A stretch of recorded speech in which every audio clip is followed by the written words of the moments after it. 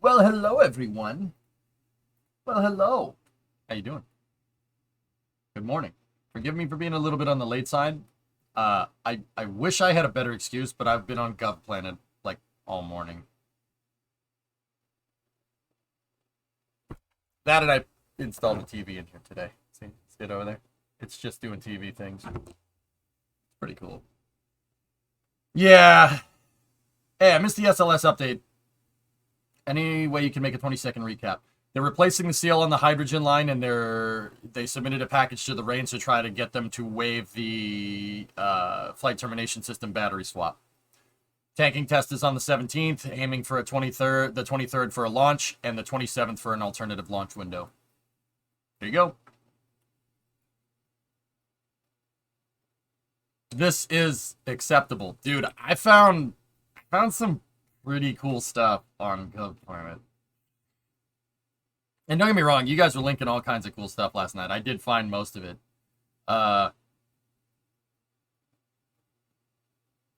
Yeah, a little bit of an update. I actually did ask around and see if getting that Airstream is obtainable. It's not. I can't do it. I'm not smart enough to get that done. Like, not in 3 days. If you gave me a couple of months, like Route 154, I could do it. But the auction ends in 3 days. I can't do that. I just can't do it. There's too many big hurdles. Like, yeah, it sucks. It sucks. That was solid, by the way. Did you have this recap script ready? Yeah, for the most part. Yeah. It sucks, but hey, it is what it is, dudes. I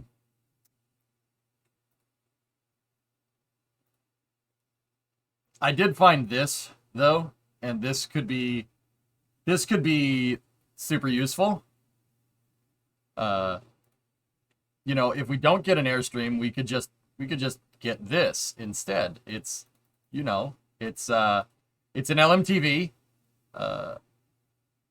and it, you know, it's got a military shipping connex on the back. You know, for if we want our stream to be nuclear, biological, and chemical resistant. Ask the auction to hold it for you? I don't think that's how that works, man. Yeah, it's see, look, it's got a military connex on the back. Look at this. See? You got all kinds of plugs, switches, windows, lights.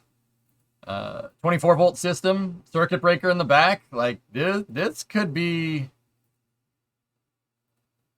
that, like, that could, see, look at that. It's got a short power umbilical, which is pretty freaking cool. That could be useful. You know, if we can't get the Airstream, I would not mind this. That is in fact pretty freaking cool. I don't know what you guys think about that. That's only $3,600, and it's in Virginia. It's a little bit closer. That's an awesome machine. Yeah. LMTVs. It's an M1079. It's cool. It's got a Caterpillar inline 6 in it, turbo. Bin bead, pretty cool. Bin bead. Yep. So yeah, I've been looking around. That's literally the reason why I was late today. I wish I had a better reason. Anyway, we will now go back to initiating the Hester Blan. Hester Blan. Hester. Yeah.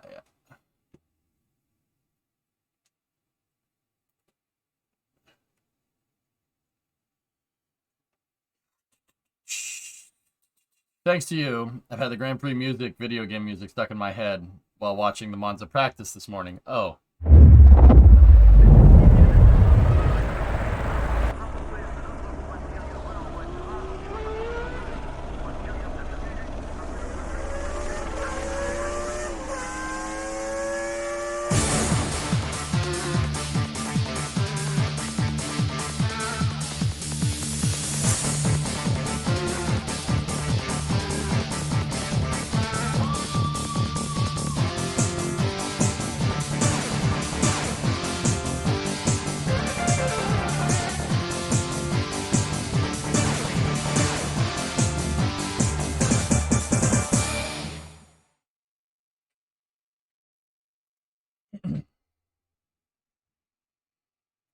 That music?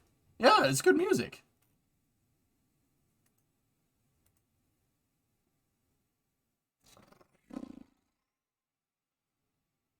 Yeah, I know, Dredd. I'm still with you. That intro is part of the reason why I like Formula One. Orbit Starship net next year, according to Nazar.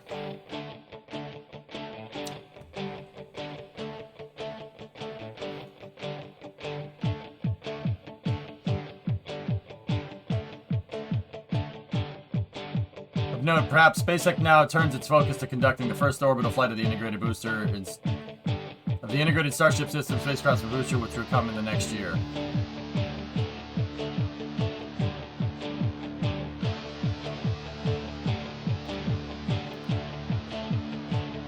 We read the document on Space News the other day about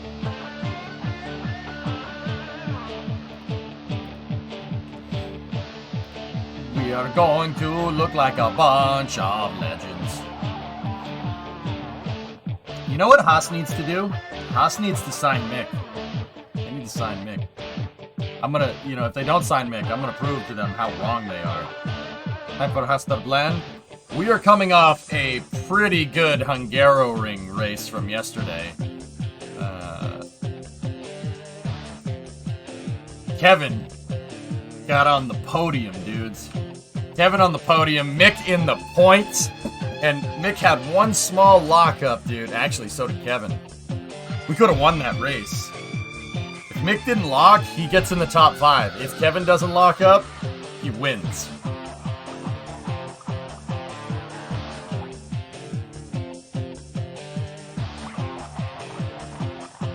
I'm forgetting to regret using Aston Martin the first season is so painful. I don't know you, but I played Midnight Club, NSF Hot Pursuit, some weird racing game. Retros before all on PS2 on Kingdom Hearts. Oh, okay. I played a lot of GT3 A-Spec on PS2 and GT4. I played the trash out of that game. The fight for third was sweet, yeah, between George, Max, and Kevin. Dr. Jan Kevin Magnusson. Chadnison. All right.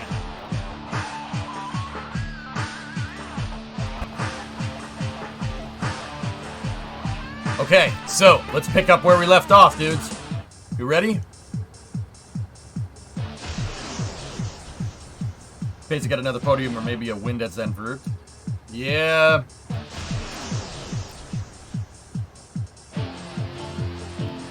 Go for Haas. We're still down on here.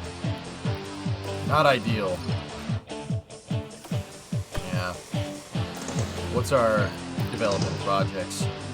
We got 35 days for the new rear wing and a new rear wing and a new underfloor.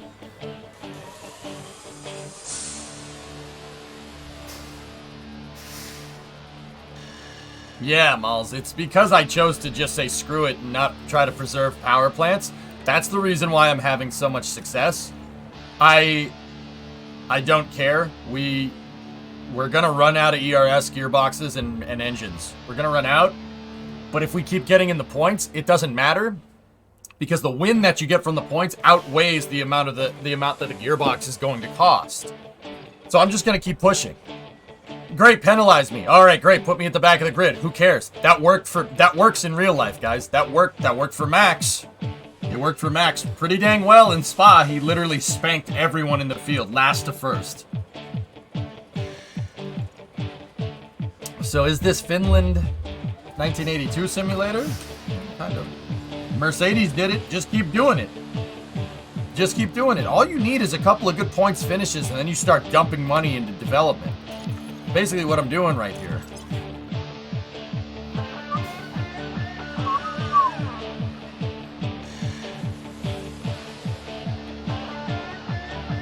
Yeah, maybe not. I don't know.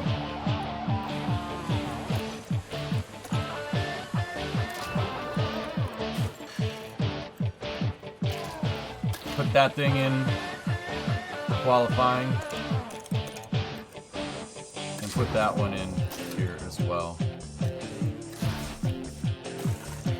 That ERS is done. Okay, gotta Gonna kind of have to stick with it. Oh man, our gearboxes are wasted. Put that one in.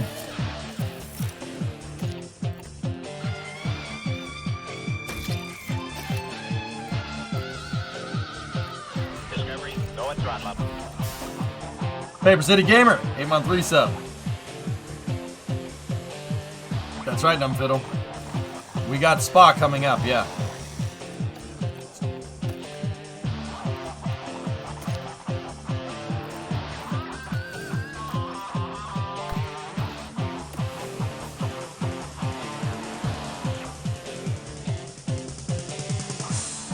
Why not take the penalties at Spa? I can't afford it right now. Can't afford it.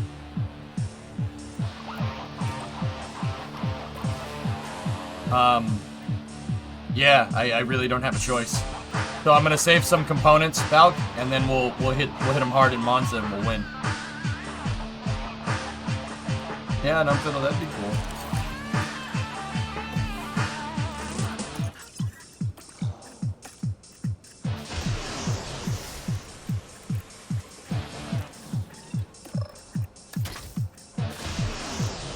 Kevin's beating the trash out of that gearbox. Mick's actually pretty smooth. Pretty smooth with that gearbox. Yeah. He hasn't grenaded all these gearboxes.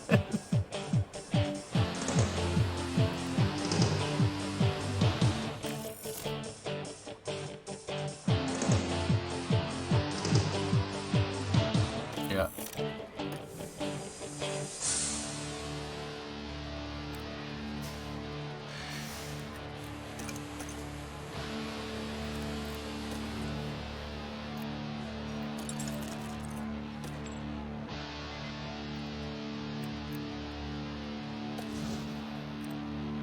All right.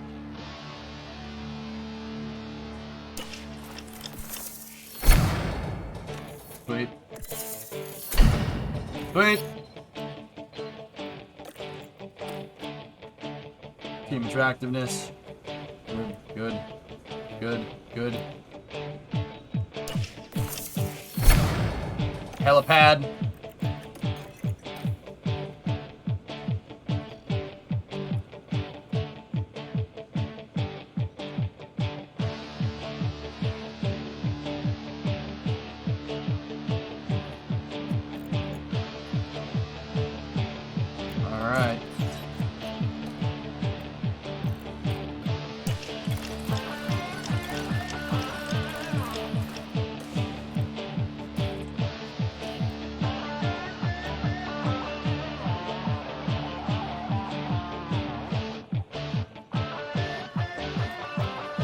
What's that, Banana Time? Yeah, the depot.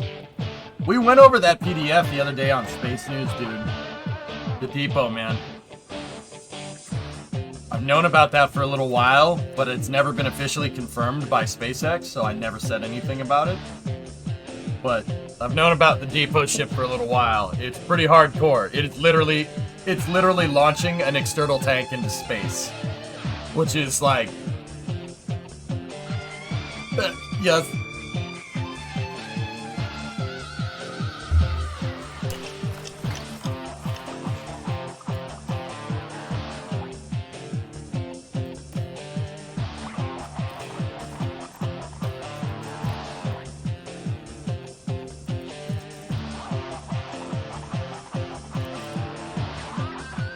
Gas station sushi take, Balxy, but that's fine.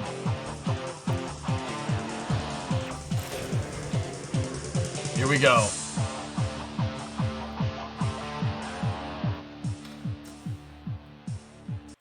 Willkommen, bienvenue, and welcome to Spa-Francorchamps. This circuit was built in 1921, and even though its length was halved in 1979, the Belgian Grand Prix is still one of the longest, fastest, and most magical races on the F1 calendar. Spa-Francorchamps is famous for its long straights and fast corners. Drag efficiency will make all the difference here as drivers zoom through the famous sequence of Eau Rouge leading up into Raidillon. But a twisty middle sector keeps things tricky down on the track. The season is about halfway through, and it makes me wonder what else is in store for the team. You know what's in store for us? Not listening to you.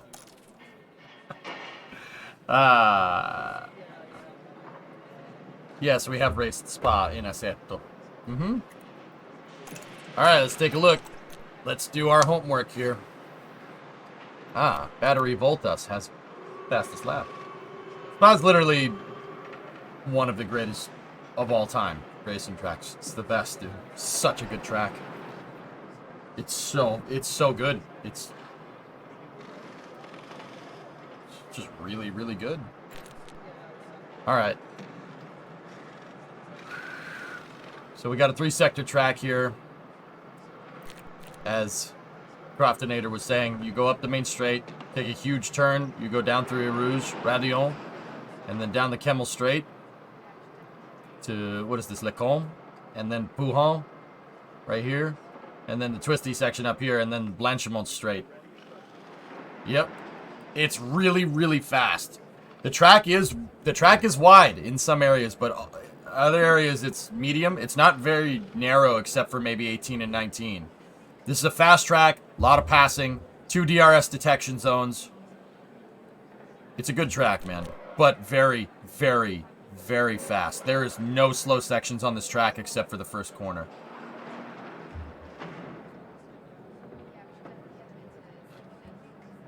So, yeah, we gotta tune for high speed.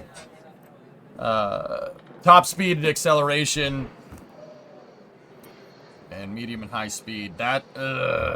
We might not do very well here. I think I can guarantee points finishes though, but our car is not that good on the high speed. Our car is very, very good at medium and low. Because of the suspension upgrades. So, average pit time loss is about 20 seconds. So we got a 20-second pit delta here. With the green flag, it's about 18. VSC, 11 seconds. Safety car deployments, 100% over the last 4 seasons. Oh. Oh, yeah. Papine's the old circuit is insane. When you go to the end of the Kemmel Straight and the track goes to the left and then down the hill. A lot of guys didn't go left. They just went straight.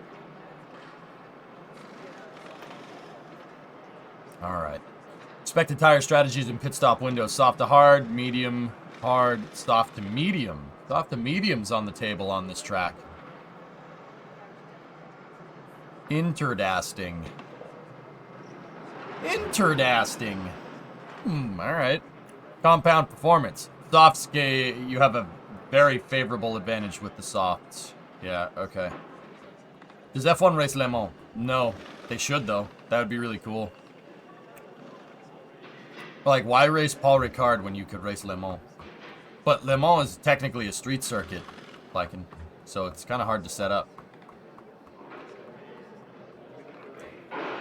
Okay, so we got pretty average favorability here. There's not that much of a difference, though, between, okay, on other tracks, this has been 8 seconds, 5 seconds, and 2 seconds. Now it's 7.53, so there's not that much of a difference between the tire compounds. Yeah. I mean, if you just do the math out here, you say you can get the softs to last. Mediums might be favorable here. Soft medium actually probably would be pretty good. Interesting. Okay. Want me to reach Q3. They want to try for fastest lap and finish position streak. Finish 5 races in a row with at least one driver reaching the 14th position. Number of drivers 1. Finish position 14th. Incentive. Oh, I didn't even notice we got our hot streak last race.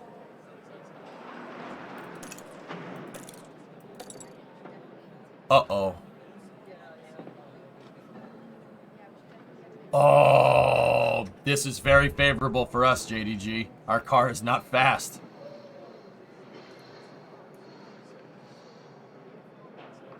Ah.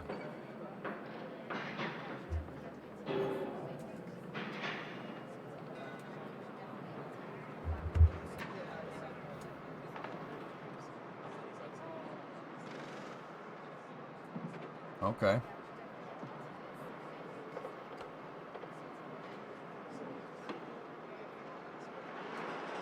They do that on a lot of tracks, Flecken. They did that on this track with the bus stop right there.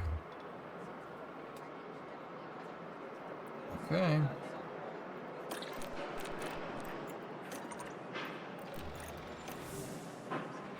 It wants to start us on the softs, indicating that... Interesting. Indicating that, there's no track water right now. Alright. Okay.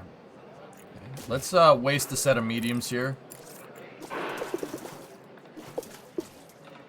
Actually, 15 laps should be enough to get some good acclimatization. I'll just put them in 20 for just to be sure.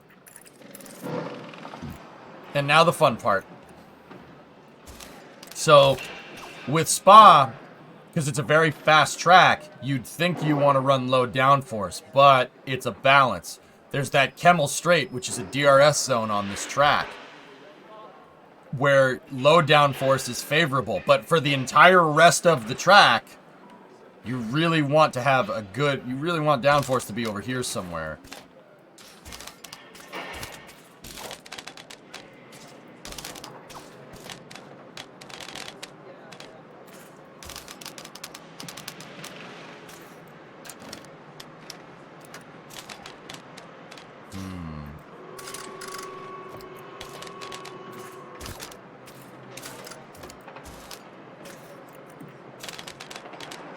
Yeah.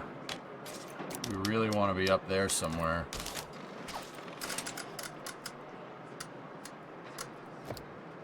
Are there any notable racer deaths that were caused by no chicanes on the straights? The list is too long to even mention. Man. Jim Clark. Yeah, there you go, off the top of my head. Like, there was a time when this stuff was dangerous. Like, very dangerous.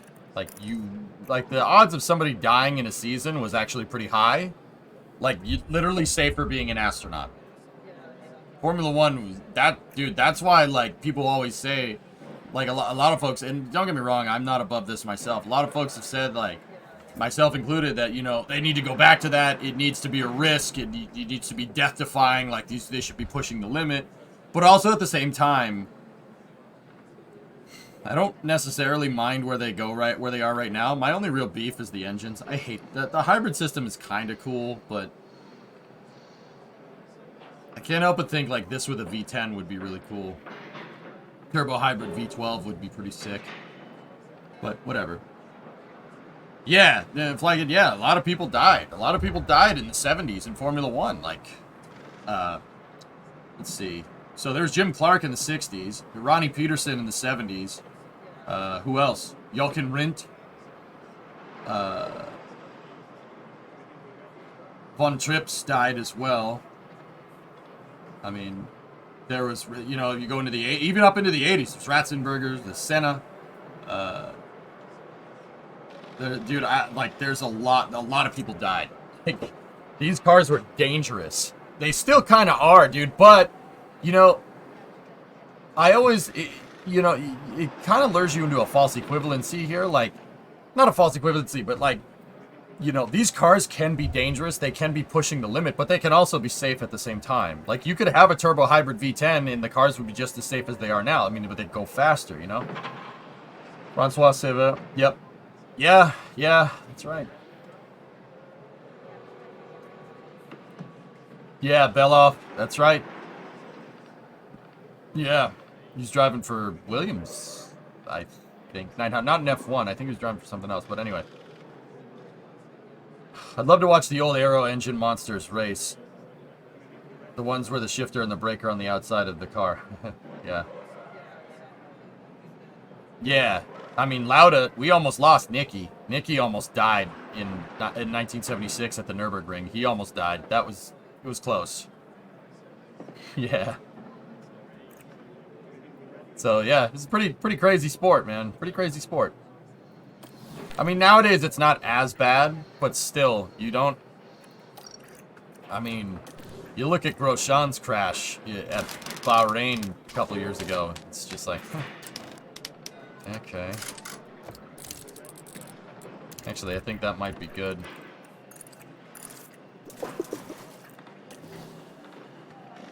What's my most hated track?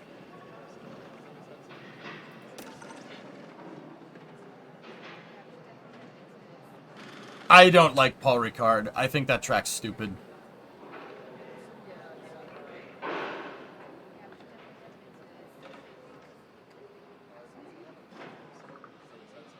Yeah, I don't like Paul Ricard. It's a boring track.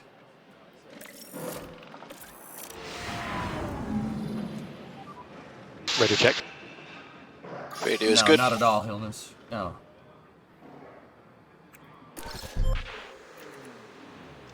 Alright, let's send him out. Let's...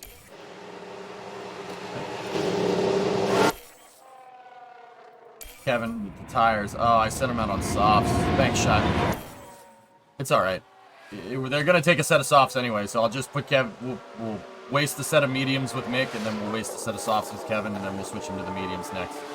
When's the rain start? Looks like no chance here. Who's running wide there? Okay.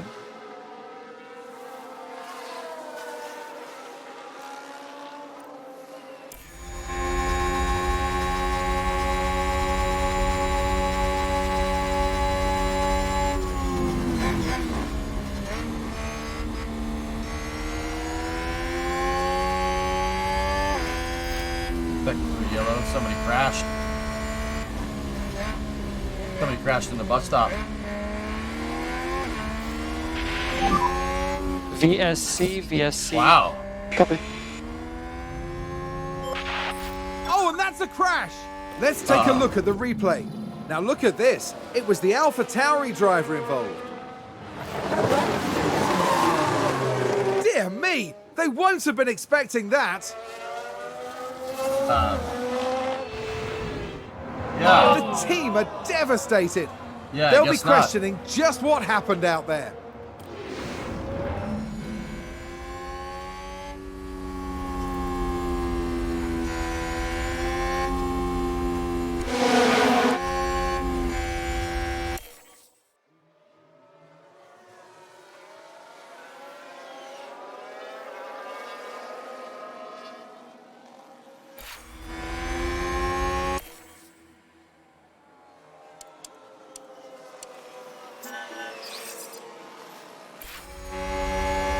Again? It's a collision! Let's take a closer look. Let's have another look. Science is the focus here. Oh gosh. Oh no. Oh! And that's a big smash. Stroll, what are you They'd doing? have felt that. Oh, Ferrari's gonna be pissed. VSC. Copy. Ferrari gonna be pissed.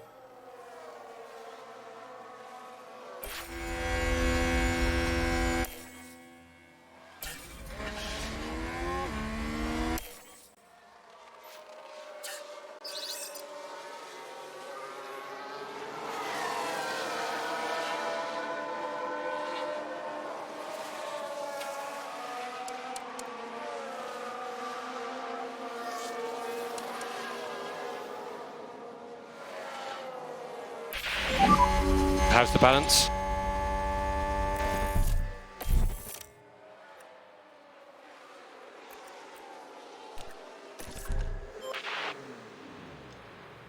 Oh, okay.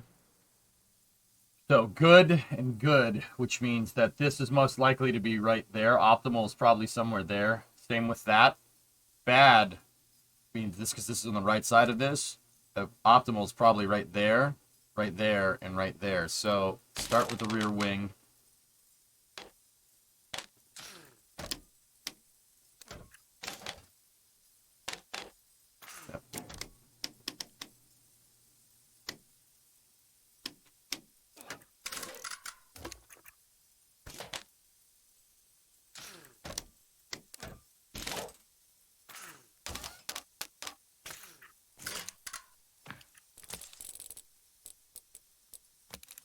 Okay. The bad one is as far away as I can get it. Same with that one, same with that one. Those are just marginally spaced. But I think good might be over here, but we'll see. Let's roll with this. Kevin's still on that set of softs. Put him out.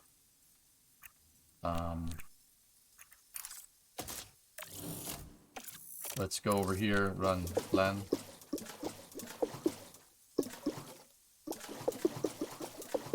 That fuel noise.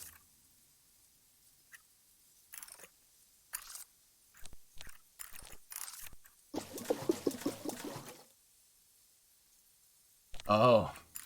Oh, the gearbox is toast. It won't let me do that. Alright. Okay. Yeah, I see it. It's terminal car part.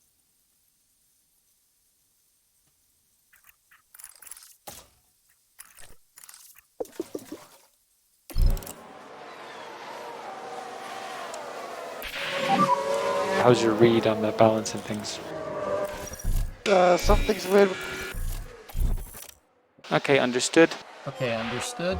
Gary? Yeah, I didn't think that gearbox would Vaya con Dios that fast. Oh, we've had a spin. Gasly. Alright, where's Mick at? We have great, great, good, bad, and bad. Alright. So let's move the rear wing over here and see if we can get that roll bar over there. See if we can get those dialed in.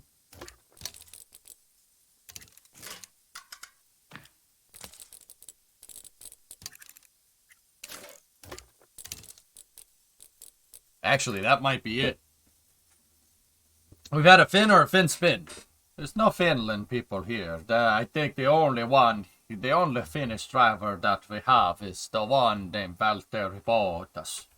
He is here, but he's not on our team. Perkele. No, satana. Ja, helvete. Satana. Spa-Francorchamps. What's up, y'all? What are we doing today? Too early, need Kofifi. Yes.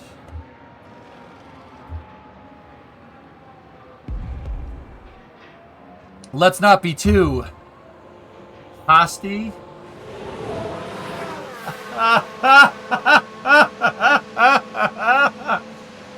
You feel at home now. Yeah.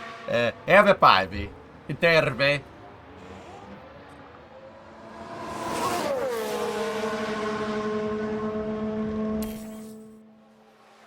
Spa-Francorchamps.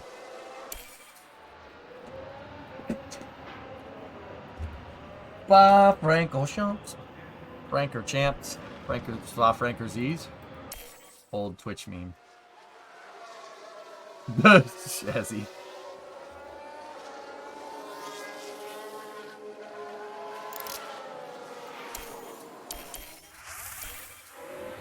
How you run practice does not seem to affect how fast you get feedback. I may start turning on avoid curbs and running clean air to decrease engine parts of wear.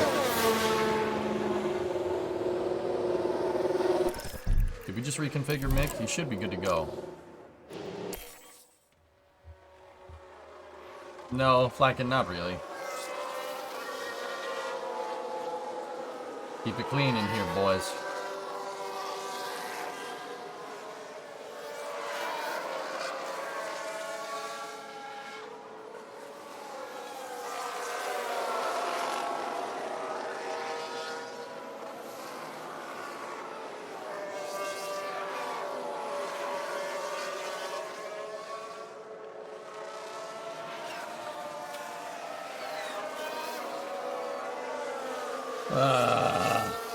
Oh, there's a spin! No, not Here's the Legord! replay. Watch this. There's Leclerc. And that spin is undoubtedly going to cost them time. That's a tough corner. Off camber, downhill to the right. That corner is really tough right there. No, Legrunk is up here. Spinala is down there. That's Mr. Spinala.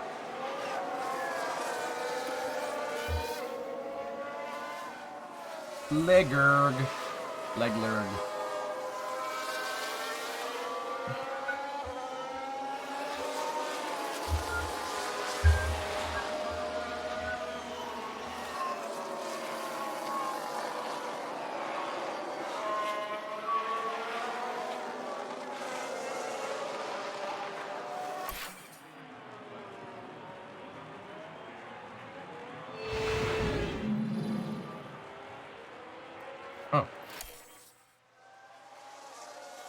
There's been a crash. Sounds like a single car. Let's Now, have a Bono. look.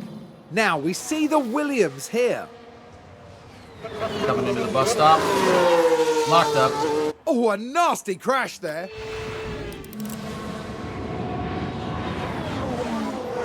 How was right. the balance? The car was great. Felt really good. Okay, understood.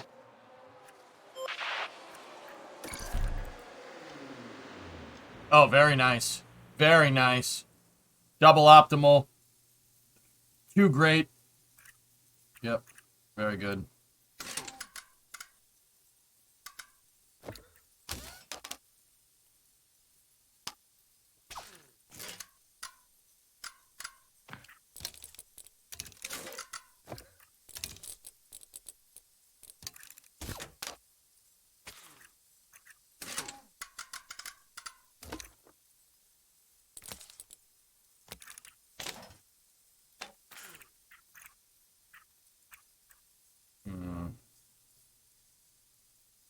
What's the situation? Oh, gosh. Don't do that to me.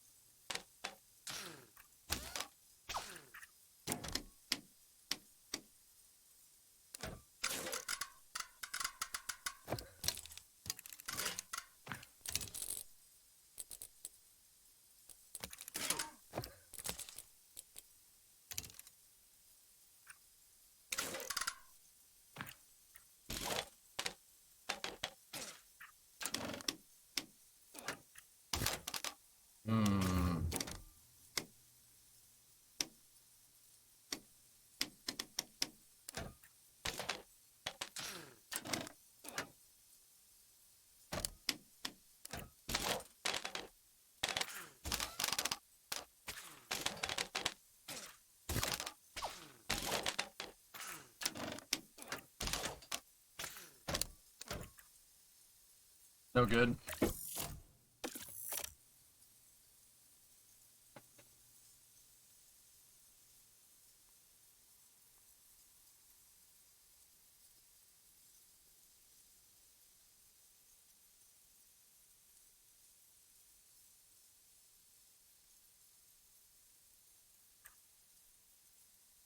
What happened to F1 refueling? Ah, they got scared.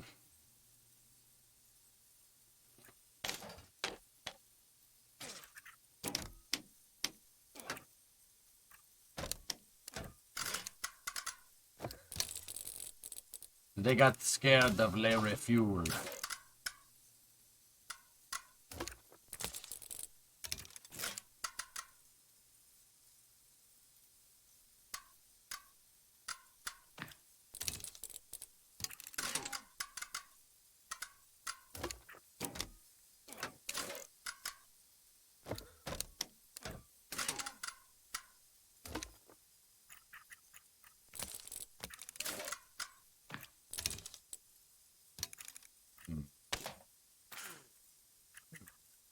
Ah.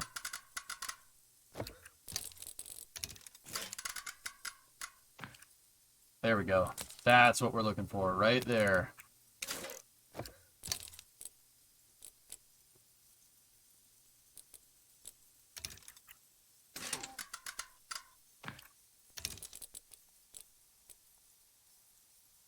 Sweet. Okay. 13 laps.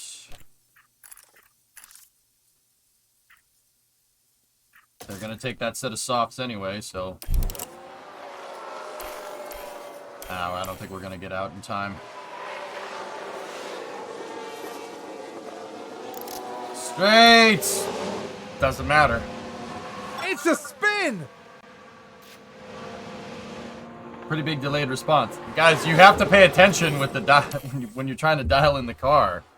I don't ever get it as good as I usually do if I'm like back and forth and back and forth and back and forth.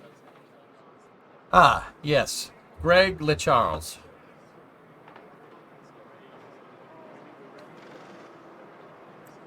Max took a gearbox penalty. So did Battery, and so did... Hello.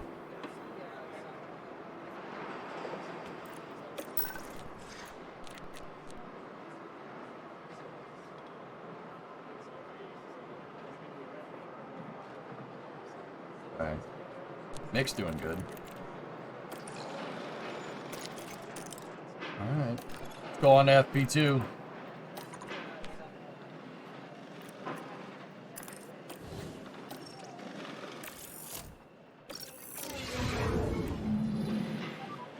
Okay, radio check again, Mick. My back's hurting today, guys. That's why I'm hanging on my chair here.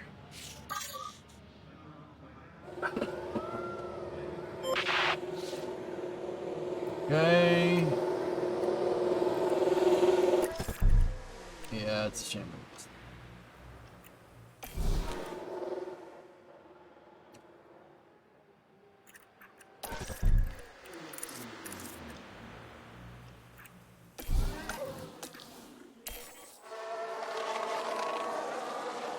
Let me stretch and show off this sick shirt. Right.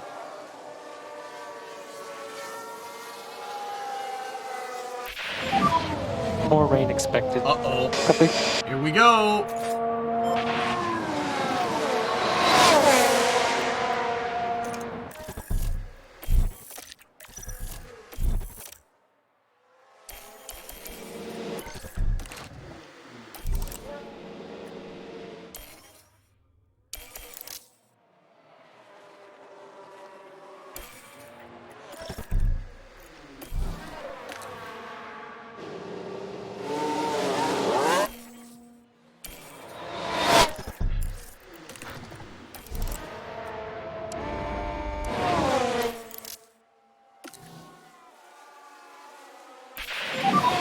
It looks like to us it's raining. Copy. We got, okay.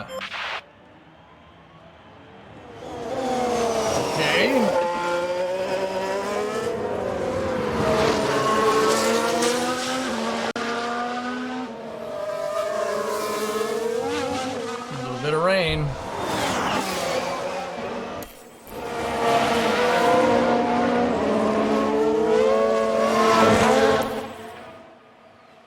Got about 1/8 of an inch of rain.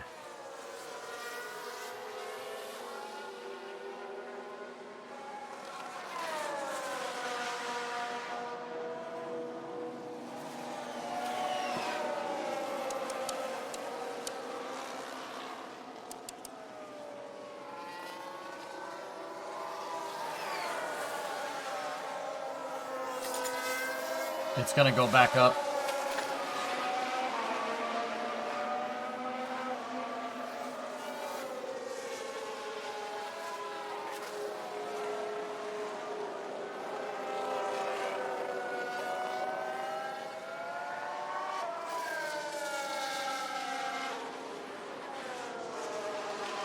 We've just had a car run wide. Kev, how's the balance? I'm happy here. Okay, understood.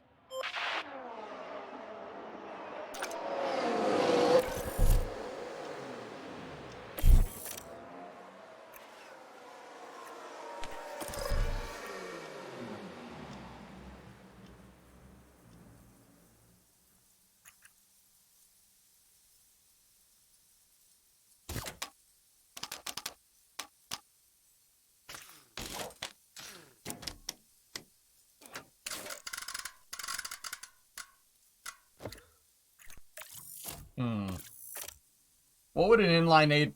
Would an inline 8 be good for these cars? It's too long. It's too long, T-Man. So, okay, I know you're picking up the conversation from yesterday where I was talking about inline 8s being a very balanced design. They are a very balanced design.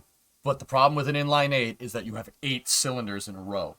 Now, why would that be bad for a Formula 1 car? Well, there's this thing called Ackermann geometry, okay? There's an ideal distance between front and rear tires, right? For the weight of the car. Have you ever noticed that compact cars tend to be shorter? They don't have a lot of power, but they're not as heavy as like my Dodge, right? My Dodge is a big freaking boat and it looks like a limousine, right? There's an ideal distance between wheels, so that's called a wheelbase. Wheelbase is the distance between the center of the front and the rear axle, okay? There's an ideal distance there. And that does, amongst other things, it pertains to weight. You do not want a heavy car with a short wheelbase. A heavy car with a short wheelbase it's actually not stable at all in the straights. It'll just do donuts. Just spin around like a top. Simultaneously, if you have a heavy car with like a really long wheelbase, you're going to get like something like a school bus, which doesn't really handle at all. But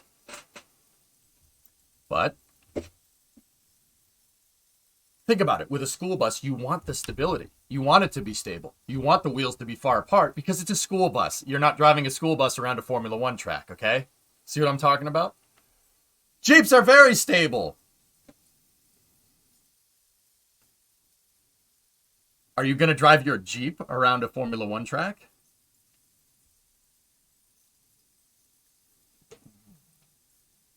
Remember, we're talking Ackermann geometry pertains to a handling car. All right, road vehicles and off-road vehicles don't necessarily have to have Ackermann geometry. It really doesn't matter. In fact, with a Jeep, you would want a longer wheelbase with the wheels closer to the front and rear of the car.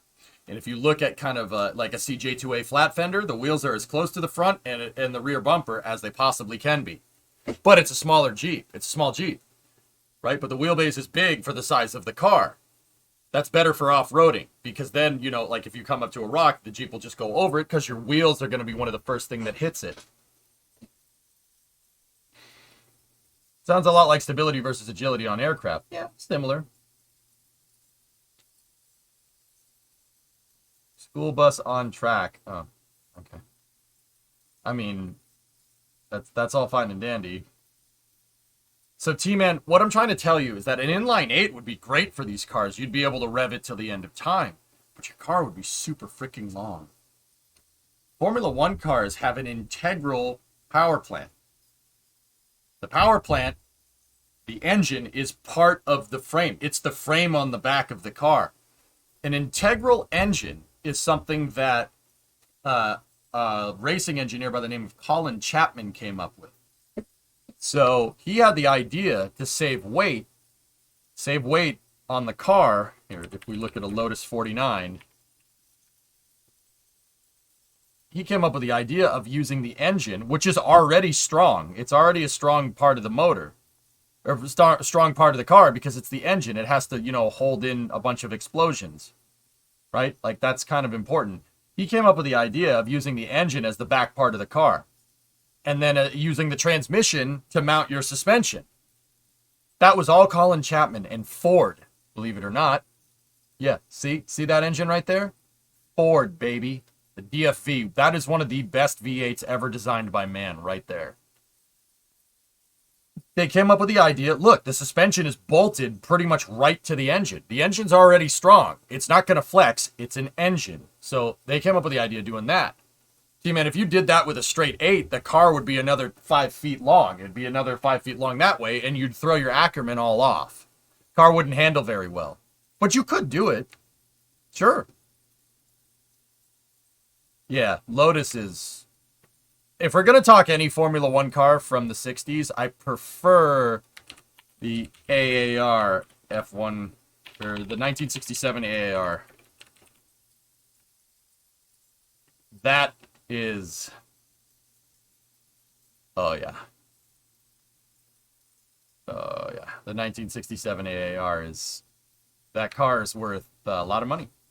So, the AAR, All-American Race Car, was driven by a Formula One car driver named Dan Gurney. Dan Gurney is, to this day, the only American that's won with an American car in Formula One ever. Mario Andretti was the last American to win a Formula One World Championship, and that was in 1978, but he did it with a Lotus. That's what AAR stands for, All-American Race Car. American race car driver, American car, Formula One. That's what AAR stands for. That's Dan Gurney's brand. Tying this back into spaceflight, AAR got into doing a lot of carbon composites in the 2000s to make lighter race cars. They also are a subcontractor, at least they were. It's probably in-house at this point. They were an early subcontractor for a certain carbon composite part on a rocket. The landing legs. Falcon 9's landing legs are made by AAR. True story. Yep. At least they were. I don't know if they still do that. They might still do that. They might not still do that. It might be in-house. The early Falcon 9 landing legs were made by All American Race Car. Yep. No, it's not, Tiradra. But nice attempt. Yeah, pretty sweet, huh? Pretty damn cool. All right, so how are we going to get around that bad?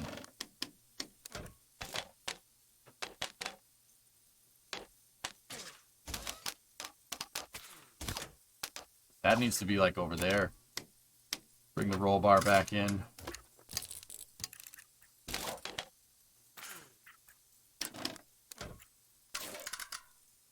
There we go. Go at throttle up. There we go. But now straights is all screwed up. Maybe we do that.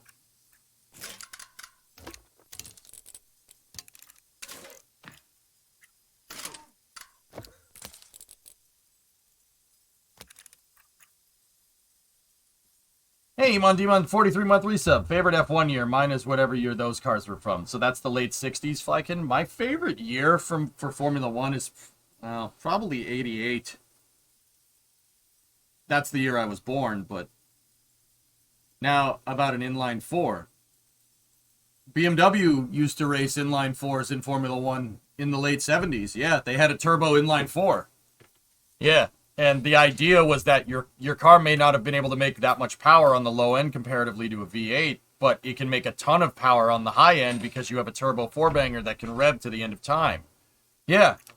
BMW. Check this out. BMW. It's BMW i4 turbo F1 engine. Yeah, it's ridiculous looking, this thing.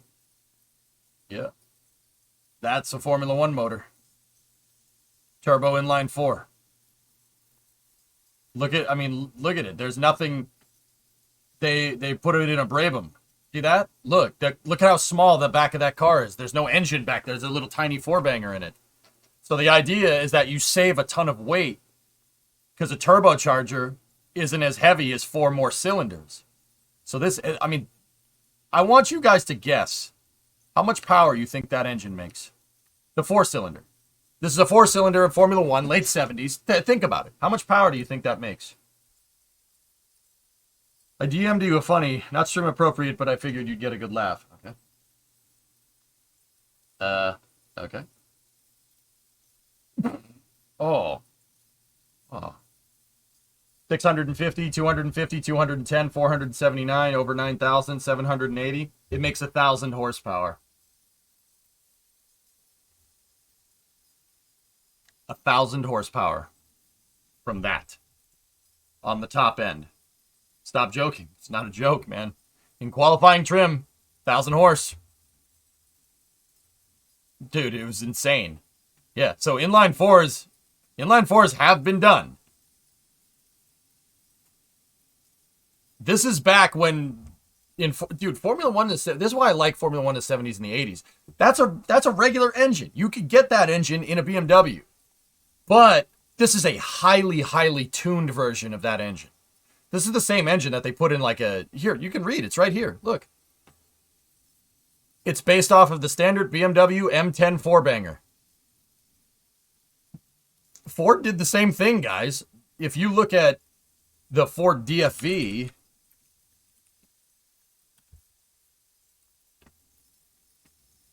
it's pretty much a small block Windsor, like I have in my truck, but it's upgraded. It's very tuned. Look at that thing.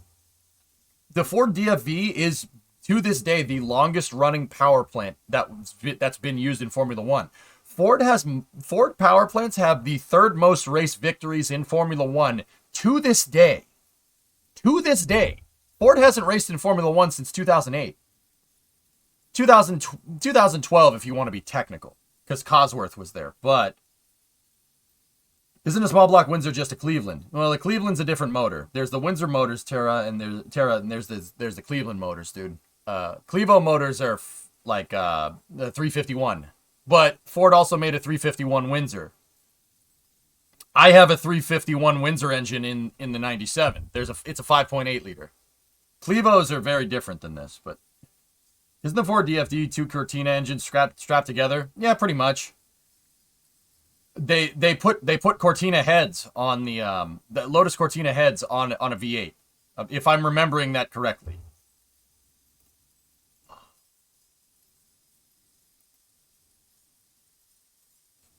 I maybe it is. I'm pretty sure it was Windsor based, but you know what, Pines, now that I'm saying it, you might be right. I might be thinking of something else. But check out the date here. The DFE was used from 1967 to 1983. That's how good of a design it is. They literally used it for 15 years in Formula 1. Oh, 16 years in Formula 1. There's no way. And then they replaced it with...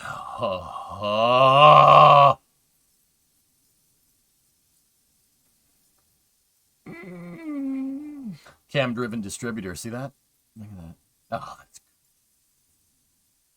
Yeah, you have 2 individual distributors, Flykin. Look at that.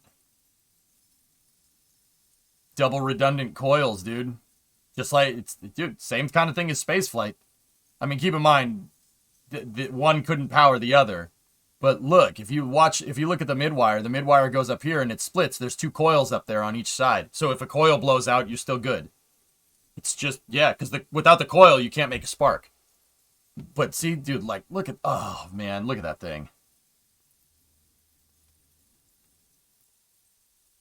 Yeah, Ford made power plants for Formula 1 forever until 2008, which sucks.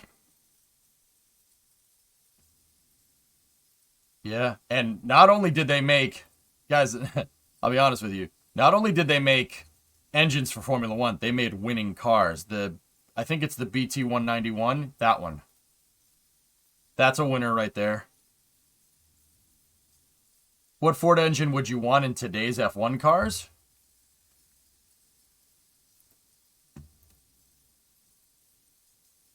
I would want that with like a turbo hybrid, dude. Yeah, turbo hybrid version of this would be amazing.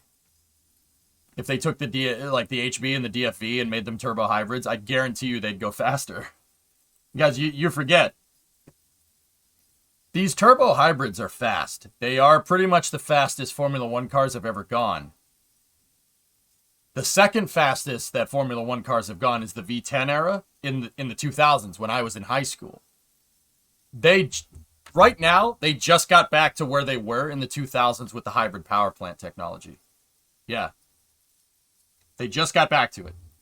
If they had just applied the hybrid technology to the V10s, these cars you'd steer around the corner and you would be like, ugh, you'd have to worry about passing out. I mean, you kind of do have to now. I don't know if you guys have noticed, Formula 1 drivers their necks are huge. Opinion on EV F1 cars? No. Gerard, I'm not gonna actively encourage stuff to make the cars go slower. Yeah, that's my rule. Twin plugs also makes for a better burn. I'm pretty sure BMW figured that one out, Gaw, but I can't prove that for sure. I might be pulling that one out of my tail.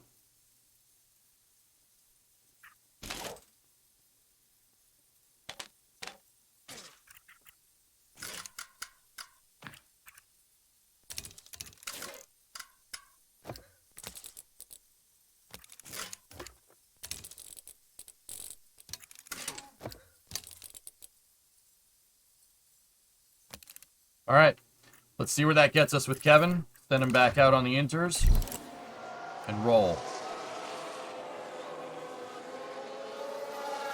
Yeah, pretty much, Nighthound. That Cosworth engine that you showed us, is that what's in the Sierra Cosworth? No. Flykin' Cosworth was an aftermarket is an aftermarket tuning company. They have partnered with Ford and Lotus in the past. Cosworth is basically like prototype, like race car engine development. They make all kinds of cool stuff.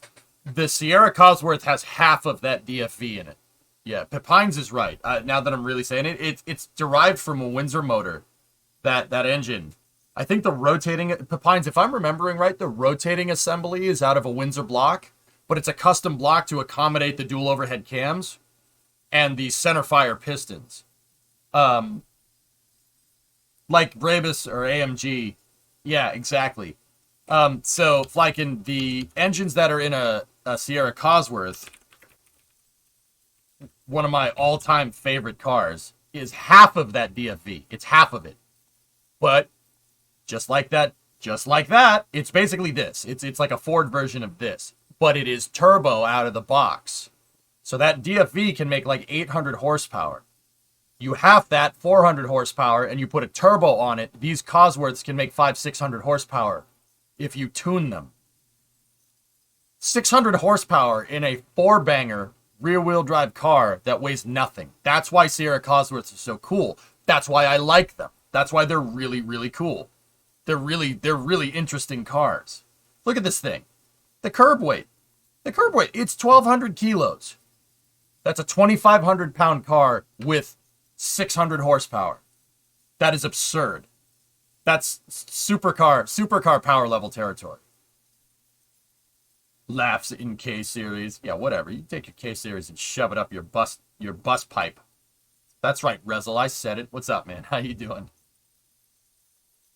So, if they made a V8 version of that, it would be a 1,200 horsepower DFV. Yes, please. Yeah, guys, this is what I mean about, Formula One when I say, like, oh, they got to go back to V10s. I don't think they should go back to V10s. I don't think they should go back to V12s. I don't think they should go back to inline fours. I say let the teams do whatever the hell they want. Because that's what Formula One used to be used for, prototyping engines. It was a way to prototype engines and it's like rapid iterative prototyping for automobiles, but in race car form. Now it's just mandated stuff. Like you have to use a 1.6 liter turbo hybrid system. You have to use that, which is like, I mean, I guess that's okay. But there used to be tons of engine prototyping in Formula One. And a lot of the stuff that we learned, that the automakers learned from Formula One found its way into regular cars, like dual overhead cams, for instance. I agree, Tessa. Yeah, give them a fuel limit. You can pick whatever freaking engine you want. Whatever engine is better to make your road vehicles better. That's what NASCAR used to be too. That's why they liked race. That's why Ford, Chevy, and Dodge were so big into stock car racing, but because it was a way literally for them to show that their car was better than everybody else's. Nowadays NASCAR is all specced out too. It's a shame. I don't like how racing has become very homologated. Not homologated like that. It's like everything has to be spec, which is bullcrap. The Superbird, baby. Tara, I was at an auto show the other day and I saw a real one. It's a real Superbird. I talked to the guy and I saw that his car was a Lynch Road car. Lynch Road is the factory where it was made. My Coronet is a Lynch Road car. It was a 69 Superbird. Those cars rolled off the assembly line very close to each other. Because I looked at the VIN and I looked at the production numbers and the sequence number was close to my Coronet. So I went and talked to the guy and I was like, dude, this thing rolled off Lynch Road in 69. You have the sequence number 150,101. My sequence number on the Coronet's like 174,000. So like these cars are really close to each other. Like they rolled off the assembly line at the same time. And he was like, dude, no way. I'm like your car is a little cooler than mine, but it's still pretty neat. It's still pretty neat.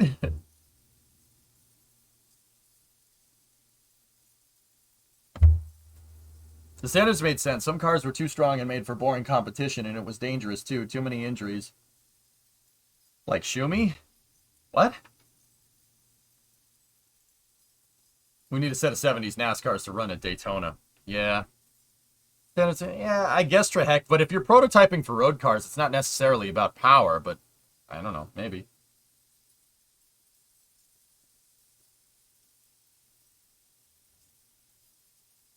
You ever see Ryan Turdick's Judd V10 Supra? No, Strikonic, but that V10 Supra I'm in.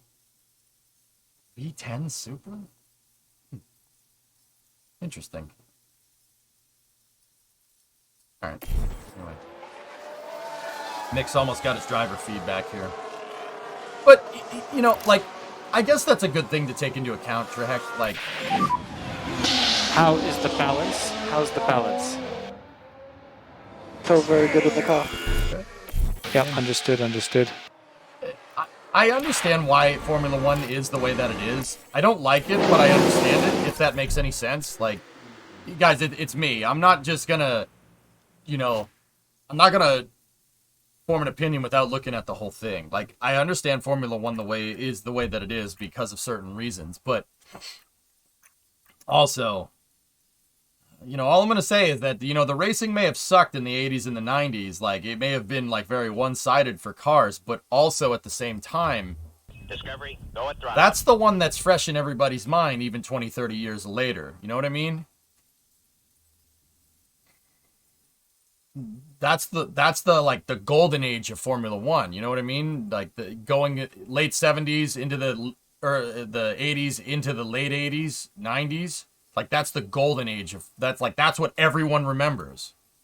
Even though those races were kind of boring, right? Like, so that, what does that tell me? Like, that tells me that, you know, I mean, nowadays it's like you want more racing. So you want everybody to be kind of equal and have the best driver take the shot. But I don't know, man.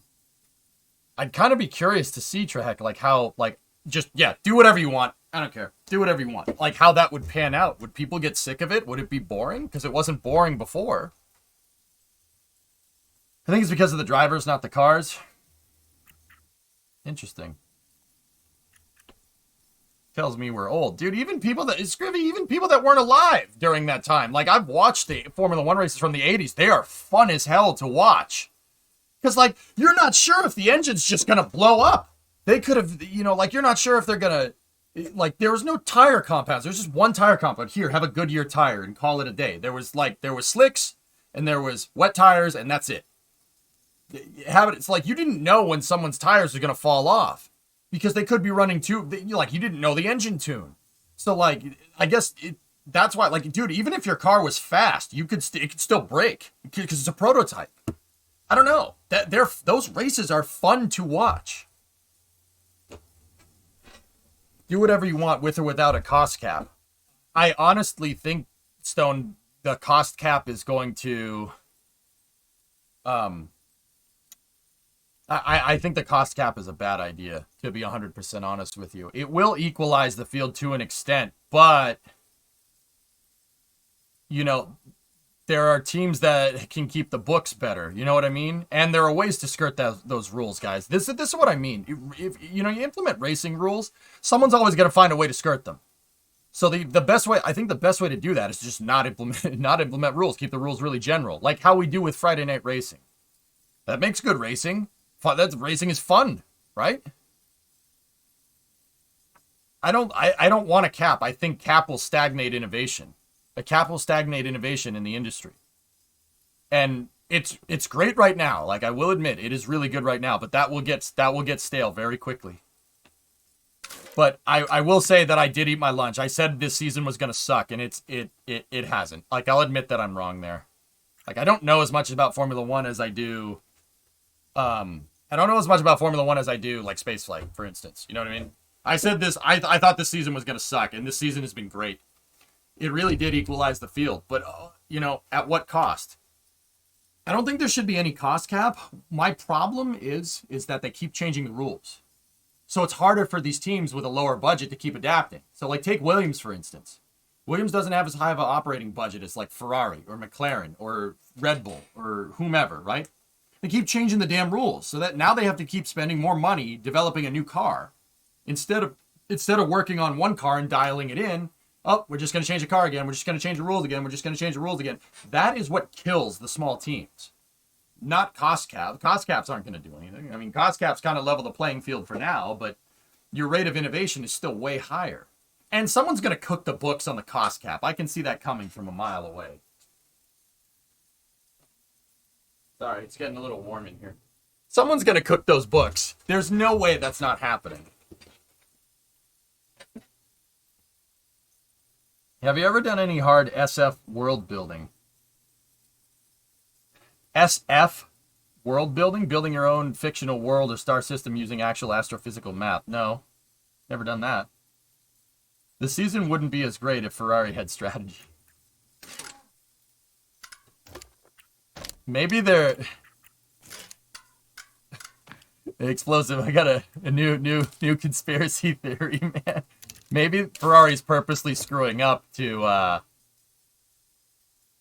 maybe they're purposely screwing up to show that the rules aren't like super one-sided.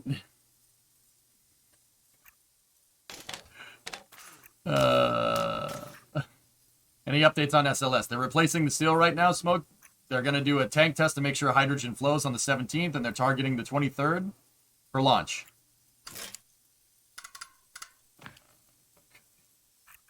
Let me back out again. I gotta remember where I was at.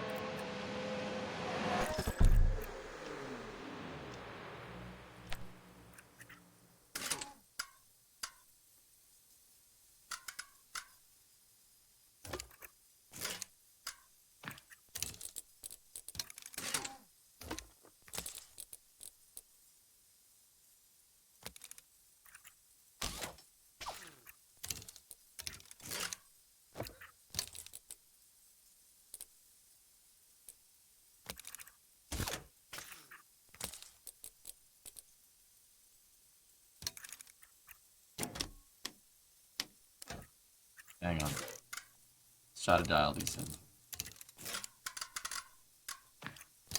Nope. Too much. Hey, Grabshark. Do you like the book? What do you think of the book Fundamentals of Astrodynamics? I asked my girlfriend to get it for me for my birthday, and she has bought it. Do you like the book? Fundamentals of Astrodynamics? Yeah. I haven't read it, Lucas, but yeah. The video is the... Oh, okay.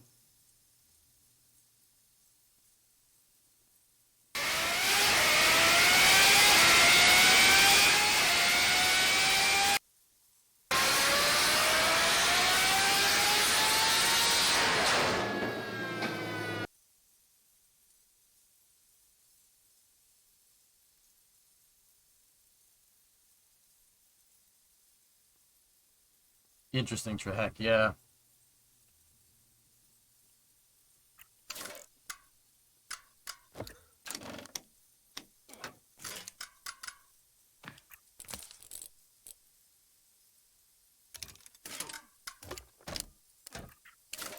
Hang on. I gotta like focus here for a second.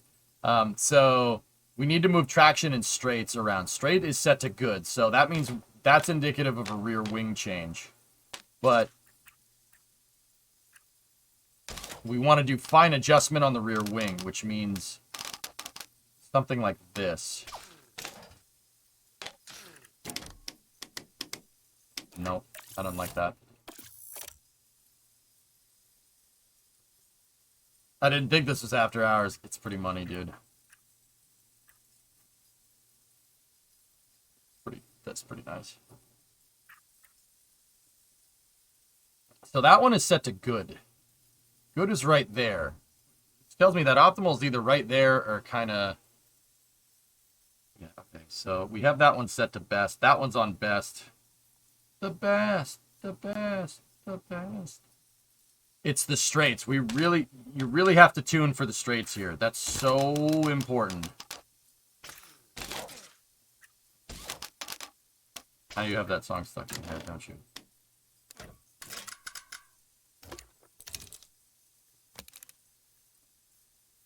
Yeah, the only thing is that that doesn't get us optimal for that, so...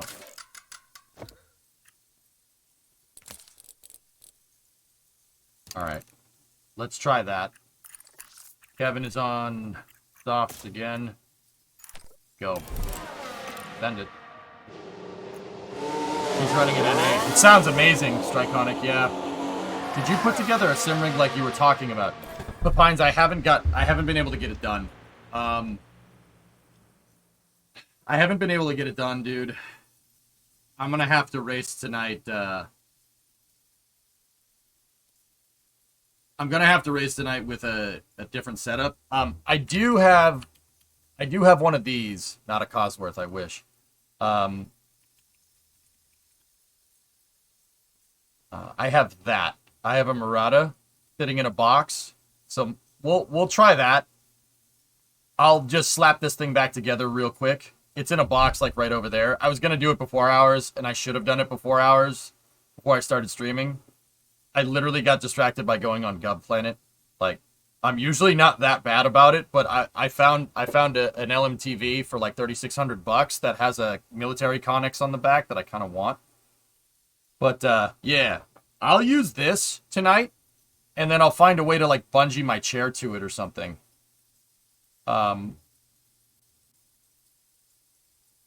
There's also there's one that comes with a seat mount. If I can find just the standalone seat mount, I'll mount the Supra seat to this thing and go from there. But see that part right there? That's what I need. I should be able to mount the... I have a car seat behind me. It's a chair from a Mark II Supra, believe it or not. If I can get that right there, then we should be good. But yeah. Oh. I just need the back piece, you know? I just want that back part. This part right here. You know, if I get that. And it looks like that the Murata has the thing for it, but it has the hookups for it. But, you know, maybe I'll make that part myself. That bracket shouldn't be too hard to make. Right? Like, that shouldn't be that bad. It's just a seat bracket. Like, I can make that, we can make it bolt together, you know? Like,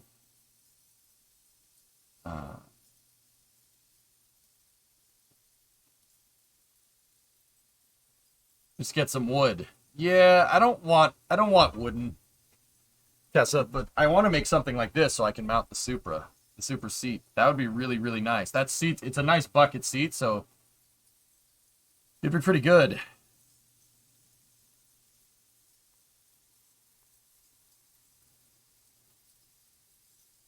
Yeah, that's what I have though. I'll put this thing together and we'll see. Maybe we'll just stream putting it together a little later tonight after Space News. Hey, do you remember the Xbox Kinect? Yes. Ozzy has a piece of wood that goes behind the wheelchair rollers, preventing the chair from moving around.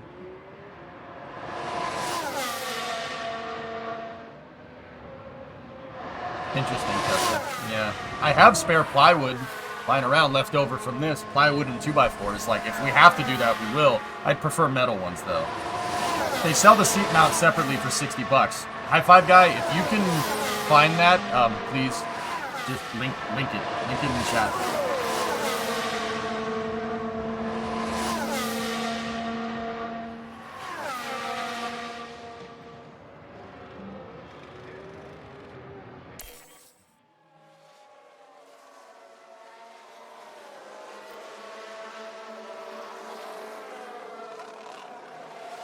Yeah, I will buy that right now. It's $60. Cool.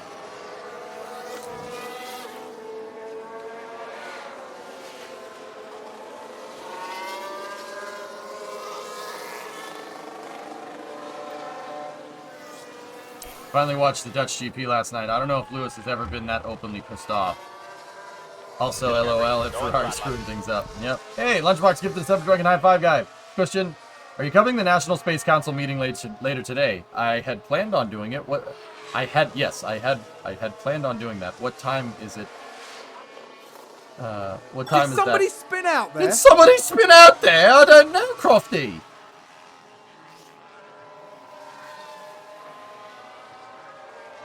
It's at 2:30? Oh.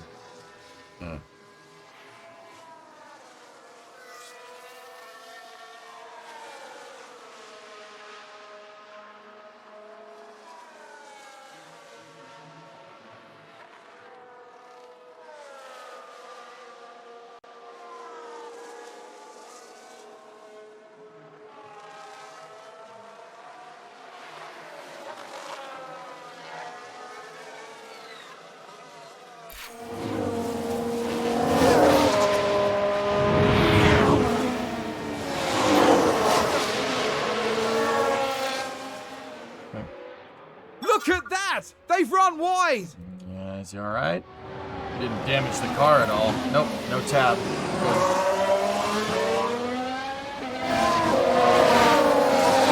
No, Aqualix, I didn't see it.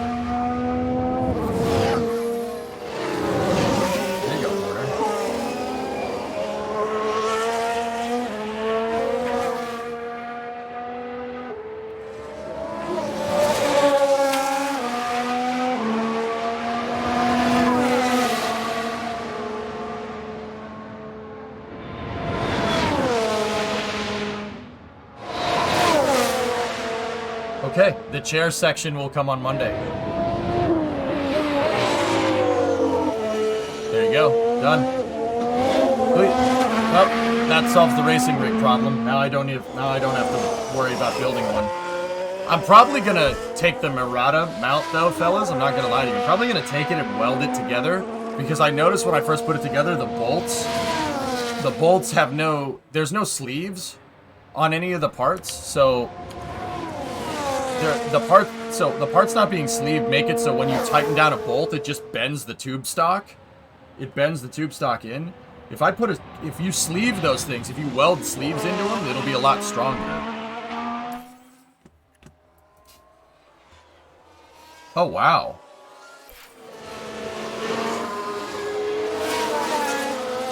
That's a pretty cool simulator. Yeah, it's in Las Vegas, though. Ways away.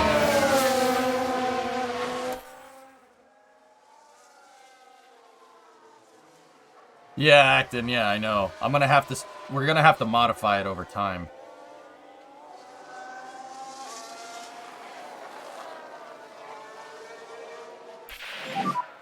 I'm sorry about We can take a look now.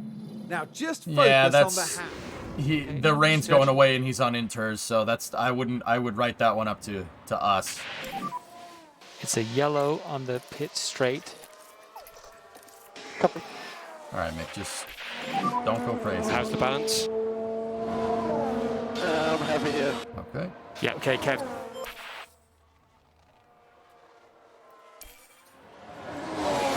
Well, Las Vegas to the 154 mobile. Tara, I'm actually pretty damn confident the truck could make it back to California. I'm pretty sure it will. Yeah. The one thing that Tough Enough really still needs, it needs new front rotors. Those rotors are scored really badly. Turns out a work truck with 170,000 miles on it really cooks the brakes. The calipers work though, but I'd probably replace those too just because, right? Like that's gonna get pricey though. Those heavy duty calipers are a little expensive. By the way, I wanted to ask you if you ever heard of a man named Dan DeMar. He's doing a lecture series at Dartmouth College in New Hampshire about the history of NASA up to the Artemis program. From what I could tell so far, he's one of our kind of people, you could say, a refreshing voice in the sensational, cynical cycle. I haven't heard of him, Swishin, but I mean, anybody that knows spaceflight history and looks at it unbiasedly, will like the only bias. If you look at spaceflight history from the biased point of view of like you want more spaceflight, yeah, they'll inevitably come to the conclusion that we do. But yeah, Swish. Now my question to you is that have you been listening? You've been going to this guy's lectures, right? Am I right? Am I spot on with most of the things that I say? I like comparing myself to professors, like to the people that teach this stuff. Not because I'm trying to be better than them. I strive to be on that level to make sure that I'm conveying the correct information. The rear hubs are also new. Actually, just one of the hubs is new.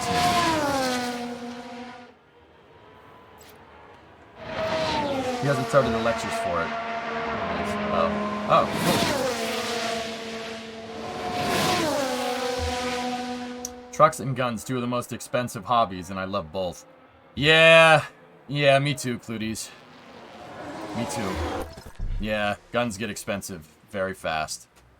All right, we got three optimal, a great, and a good. So we just got to dial in, I think it's front wing just a little bit.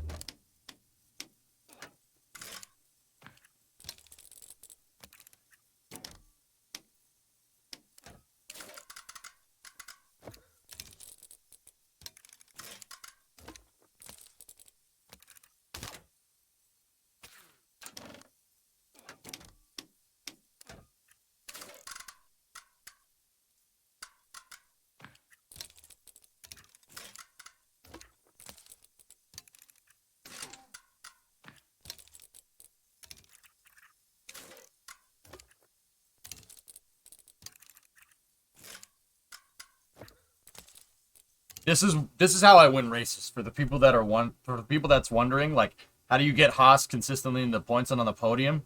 I sit here and I dial the setup. It's very important.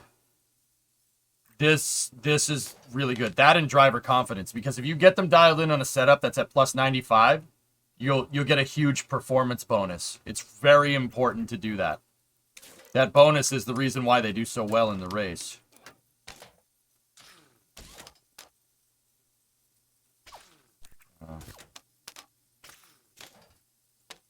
No, that front wing needs to stay over, or the rear wing needs to stay over there.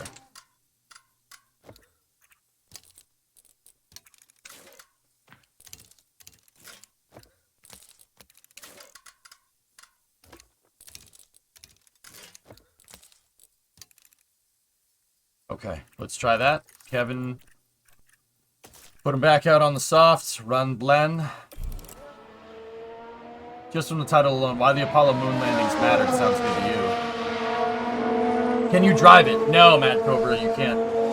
Hi, by the way. Long time no see, man. What have you been up to? Have enough 1911s at the moment, but those do look cool. I locked up. Let's take a look at Mick's the on replay. inters, that's why Now he's just locking so focus much. on the hat.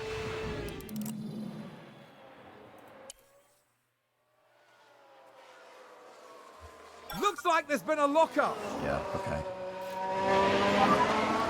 Okay, you're coming back to us now, Mick. And how was the grip and balance? For now, no. It feels really good. Okay, understood. Cool. Clogs was the fastest one here, but he has a gearbox penalty. We were 8th and 9th on the softs. Not bad, considering I wasn't telling him to push.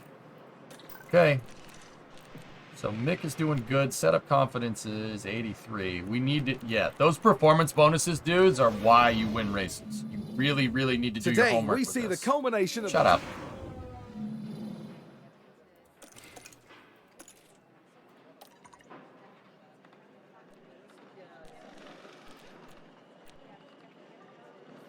Yeah, we already checked all that. It started us on the softs, which tells me that... Okay.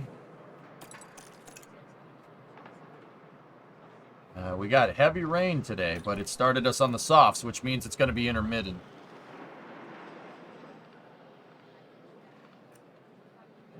Okay. We got to send him out right away, JD.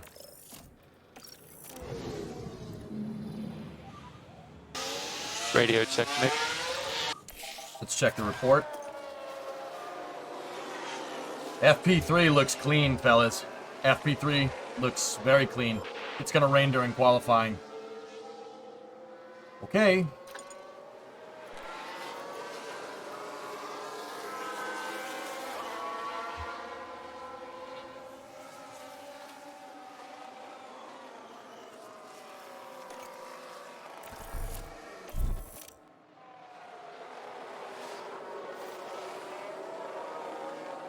Gotta bring Mick in for a reconfigure.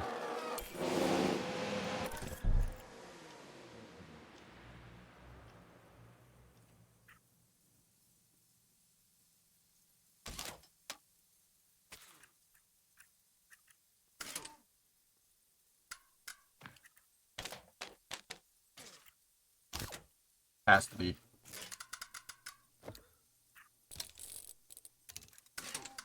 Has to be. Get it?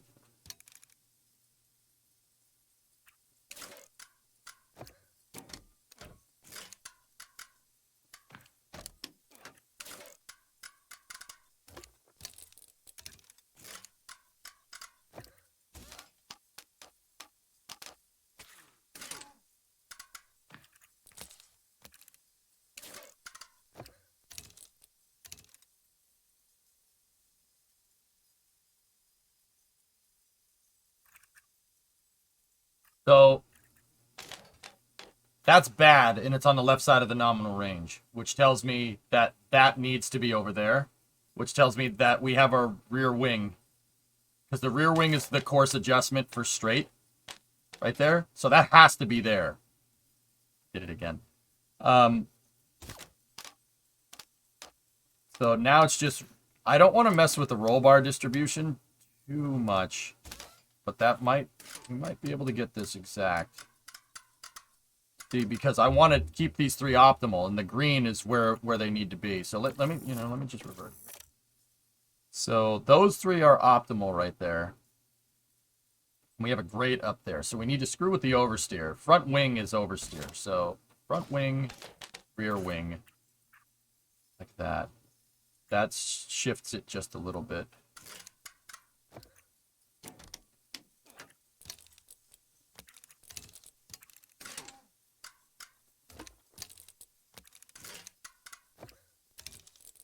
See, we got that to optimal now, but now traction is moved.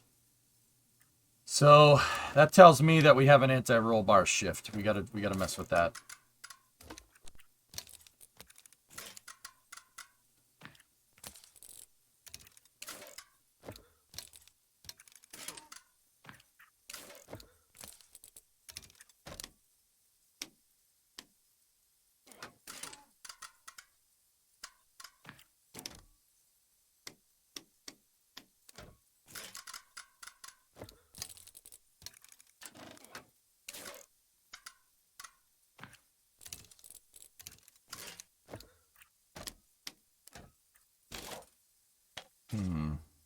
Check Discord when okay, please, important question.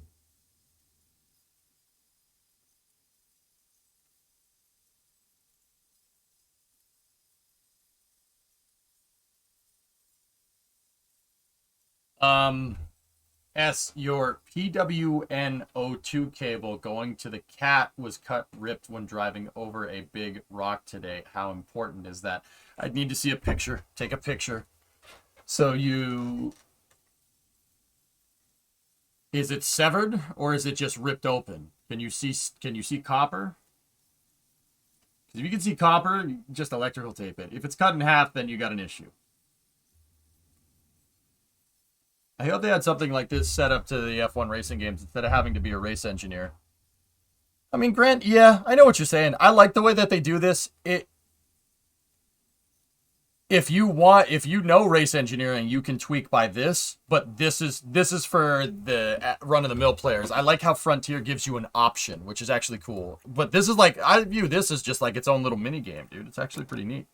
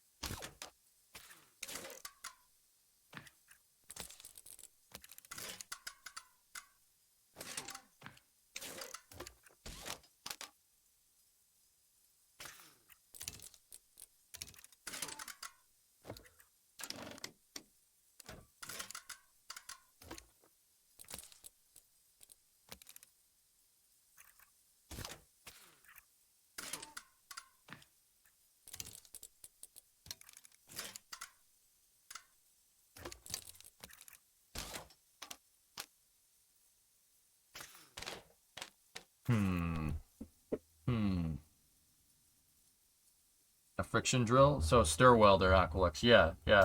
I know what a friction drill does. Yeah, at least I think that's what you're talking about. But hang on a second, man. I could sit here and talk about tooling all day. You know that. I gotta focus. I'm having a little trouble getting this one dialed in.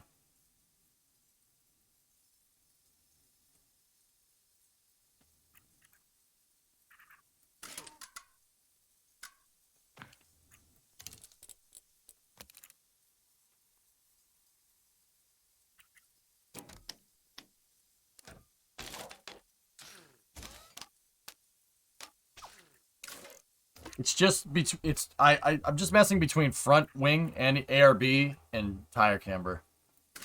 Actually, tire camber toe and front wing is really what we're messing with the most here.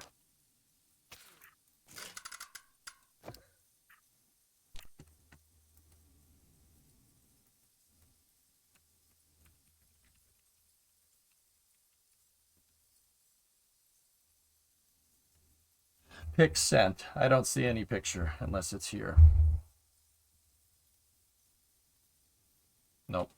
I don't see anything. Oh, there it is.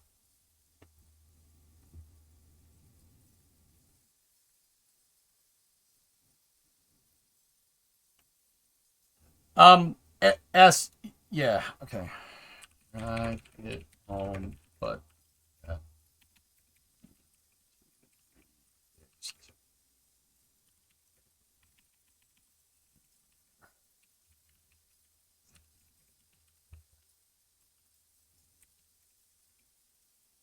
so S Master Sever, he was off-roading in his Jeep, guys, and he split the cable that goes to the O2 sensor and the cat on the Jeep. You could drive home. It's fine. The thing might drive like a little bad, but you can drive it home. That is so the O2 sensor is basically your. I'm gonna explain it. The pitot sensor for the.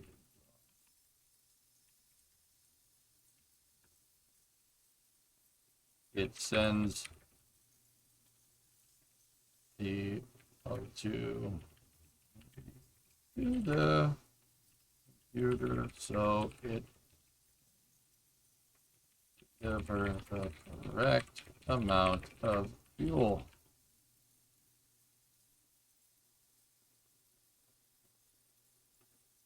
Car should be good to drive home, but it might start acting a little funny.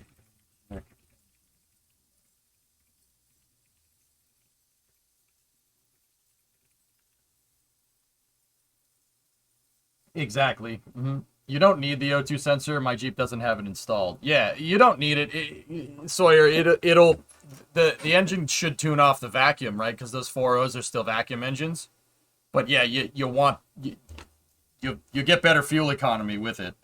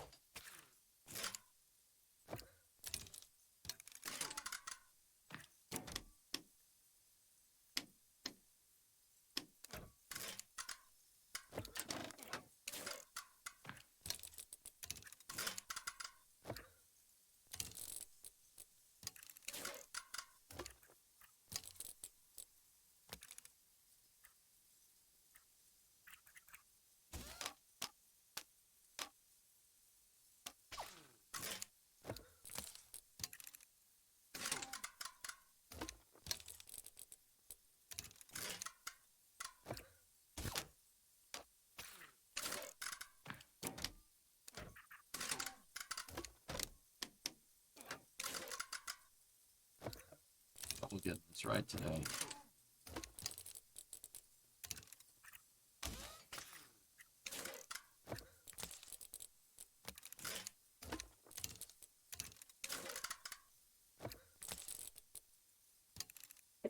All right, let's try that. Still got a little bit of time. I'll send him back out.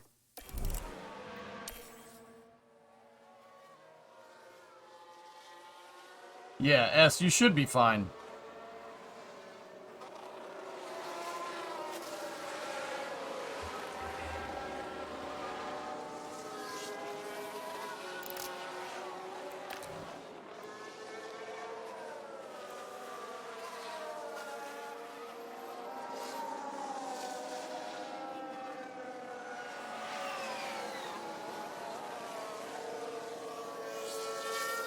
So Reza, what have you been up to? You still just driving the bus? Oh, somebody binned it.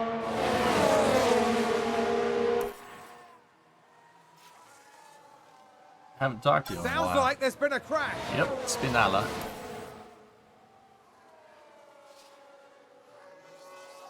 What's up? How you doing, man? Yeah, and apparently Mustang engines don't like you. Oh, what'd you do? I'm good, man. Everything's good. Doing my thing.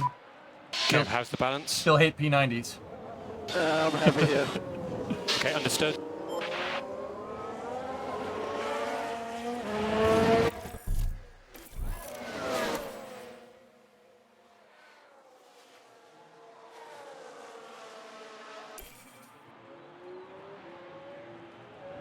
Nice, Sawyer.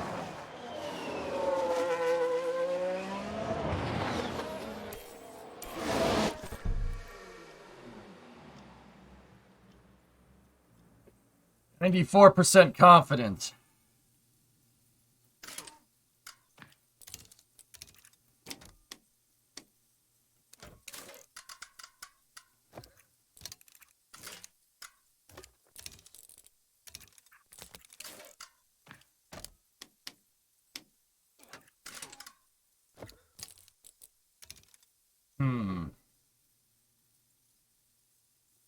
Your engine's doing better than that in real life, Haas. Mix ECU took a dump in FP2. Debbie, you know what I've been noticing? They, in practice, and I've noticed this game taught me this. I didn't really realize this. Because when you're looking at it from the outside, it's kind of hard to see. But this has been a little introspective into how Formula One works. Honestly, if a car's engine explodes in practice, especially late in the season, or a gearbox failure in practice, or an ECU failure, that just means they're running old parts. It doesn't mean anything about the car's performance. That's what I've been noticing. I don't think it means anything for Mick. But Sebi, I'll tell you, Haas better give that kid a contract, or else I'm gonna be a little upset. I swear he'll get it dialed in. I have faith. Kid has the gift. I've seen him drive. I went back and watched his FP2 performance. He can drive. I know he can drive. I really want Haas to sign him. I swear, if they replace him with Giovinazzi, I'm going to be pissed. Like, pissed. Gio's a good driver, but I think Mick has way more potential. And that's not, his dad notwithstanding. I really hope Haas doesn't do a Ferrari and do something dumb. But, they might. All right, let's just make a slight tweak there.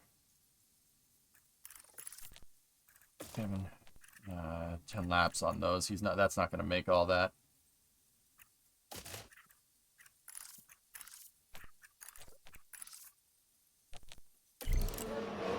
He had 0 running today, Gio.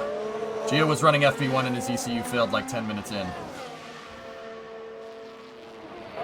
Be prepared to be pissed. I know, Punisher. Mick left the Ferrari Driver Academy. He's out, dude. I can't see Haas signing him. Ferrari won't let that happen. They're not going to have a non-Driver Academy car. A Driver Academy driver in their car. They're not going to do that. It's really sad. That really sucks. I don't know why they want to shoehorn. I don't know why they want to give Mick the boots so much. It doesn't make any sense. For Gio? You want to dump Mick Schumacher for Gio? Are you high? Like, unless Haas has something else planned up their sleeve, dude. Yeah, I don't know. That doesn't make a lot of sense to me. Who else wants Mick? Yeah, maybe somebody else is spying on him. What team would want Mick though? Think about it. Like, you think Red Bull? You think Red Bull will get rid of Checo? I think Checo still has time on his contract.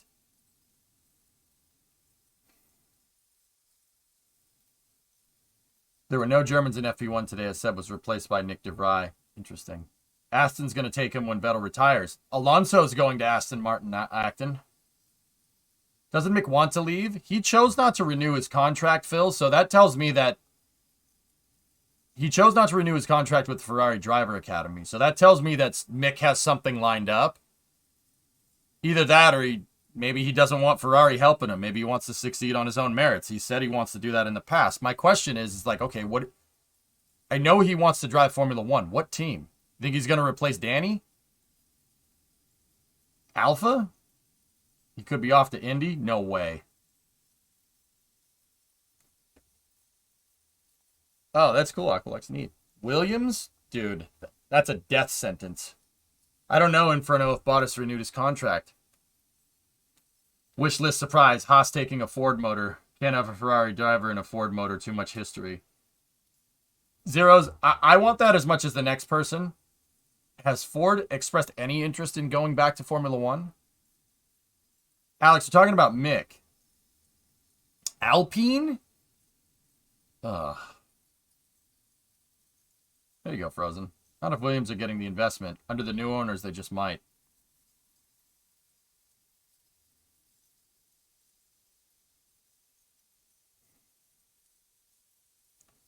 Lance is going to Williams. No, I don't think Lance would leave his dad's team, Concrete, but he might.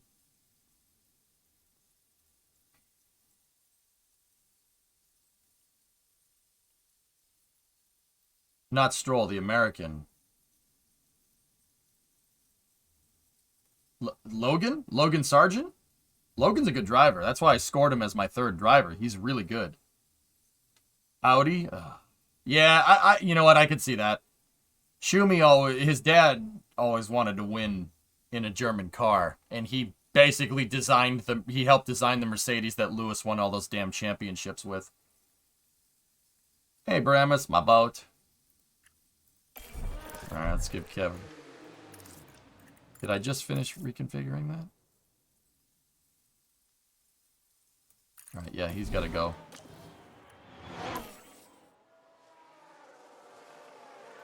I picked up Doohan as my reserve driver for Williams. What do you guys think? Doohan's a good snag, Alice. Do Mercedes to replace Hamilton? I thought Lewis was signed until 2024, Tessa.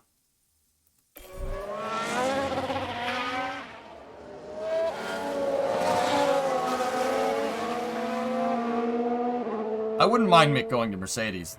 I'd have to root for Mercedes, which would just piss me off.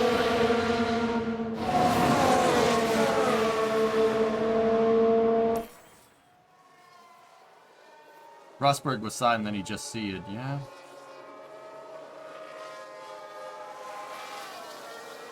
Maybe Lewis will retire this year. But I'll be honest with you. I don't think Lewis wants to end on a bad note. I think he wants to win a championship and then retire. I have a lot of traction issues. He wants to break Schumi's record and then retire. You know, you can say, you know, like, I'm not a Hamilton fan, dude, but to say that that guy is persistent in what he wants would be an understatement. He'll definitely go until he can't do it anymore.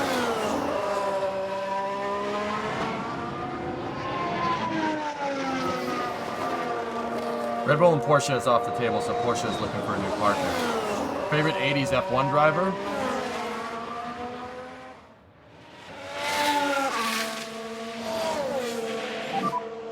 Anything we can help you with?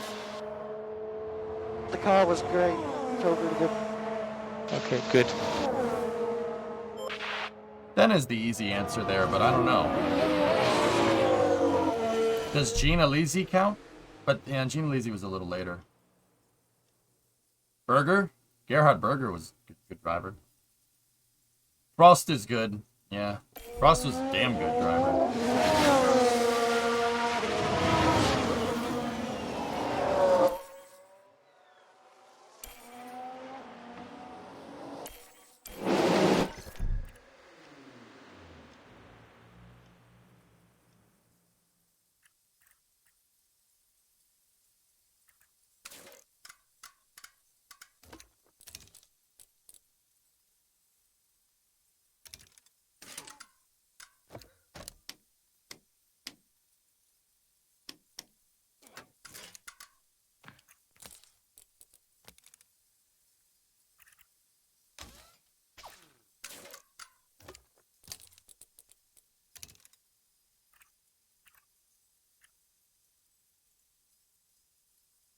Vukovic.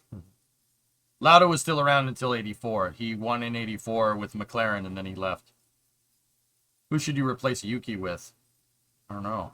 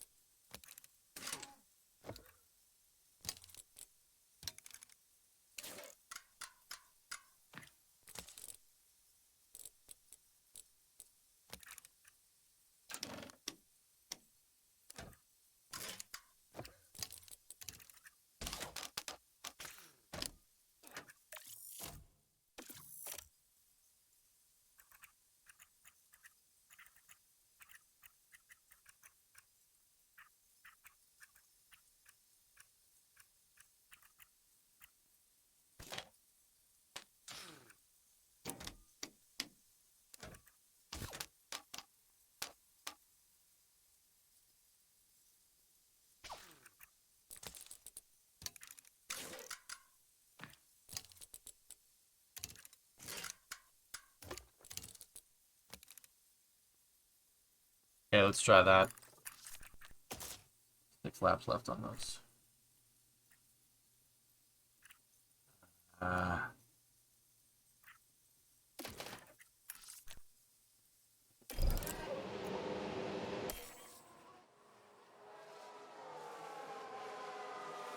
Not sure. Bottas is a good driver. You need a Sounds like supporter for spin. Gasly. Valtteri would not take second seat to Pierre Gasly. That would not happen.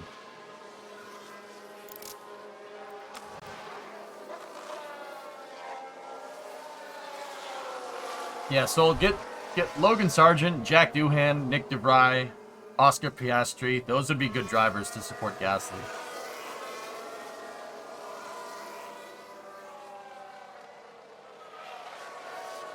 Herta's not in the game, dude. He should be, though.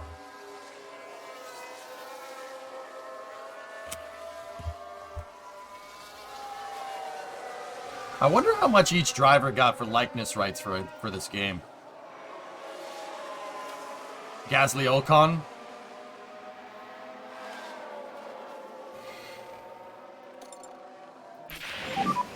How's the balance?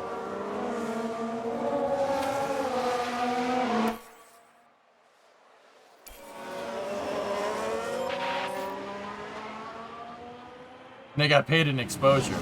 Heard that before. What did we do? Did we get it? 91.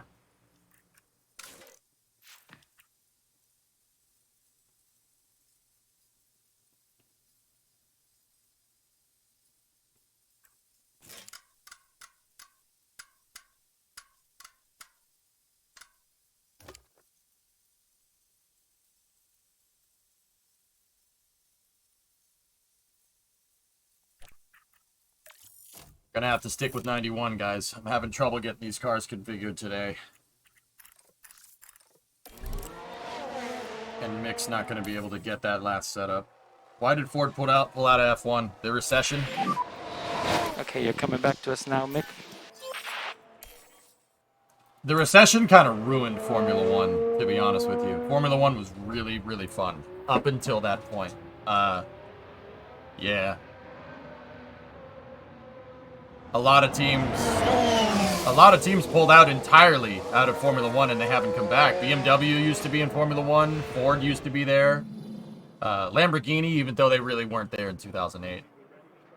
So there used to be multiple engine suppliers. Guys, there was a time in Formula One where they had different tires. You had Firestone, or not Firestone, you had Michelin and Bridgestone and Goodyear. Like, there was all kinds of stuff. Pretty cool. Toyota pulled out. Honda pulled out. Yeah, you lost 4 engine suppliers in 2008. I didn't even think about that.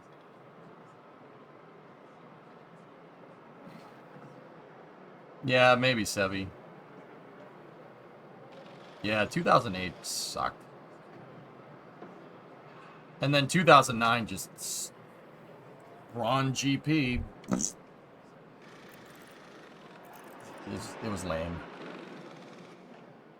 Honda always leaves when they're about to win, yeah. It's true.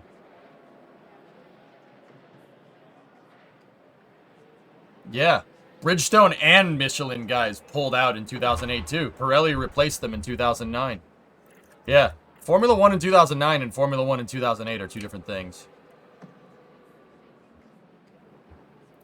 I mean, 2009, that's when they started running the V8s, right? No, V8s were earlier than that. That's frustrating, too few different types of engines. I mean, what do we have here? We have Red Bull. We have Red Bull with their own engine, which is basically Honda. V8s were 2006. Yeah, there you go. So we have Red Bull, which is basically Honda. There's Ferrari. There's Mercedes and Renault. Or Alpine, or whatever you want to call it. Yeah, this is not good. This is not good. Kevin got those performance bonuses, but I gotta revert Mick to...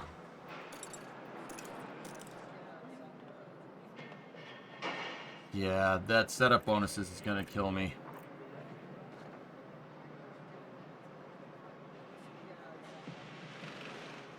I know, Sebi, I watched that race live.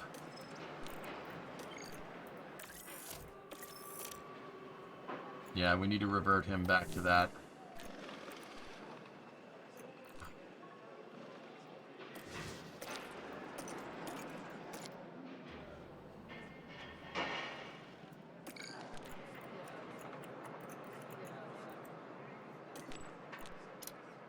Did it again.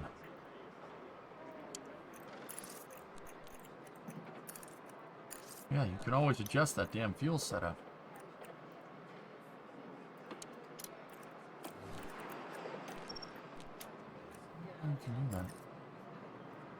Okay, 92 and 94 is something we can work with.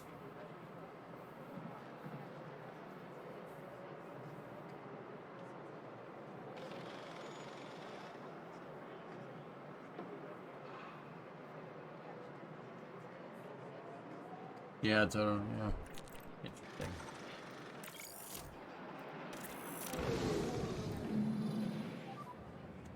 Radio check.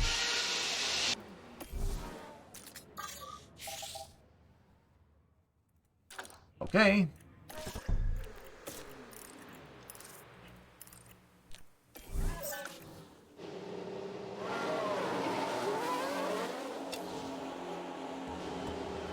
I seriously hate it.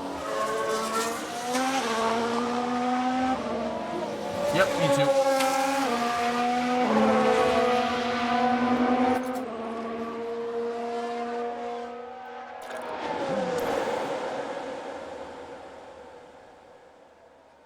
Yeah, 10th. That's why I sent them right away.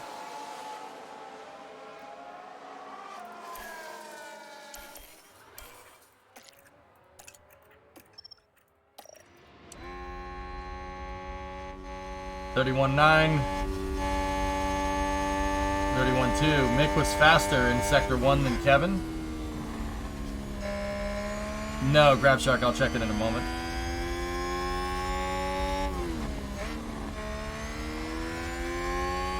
Purple in Sector 2. Kevin. Purple in Sector 2. 44.3. 44.5. Okay. Okay.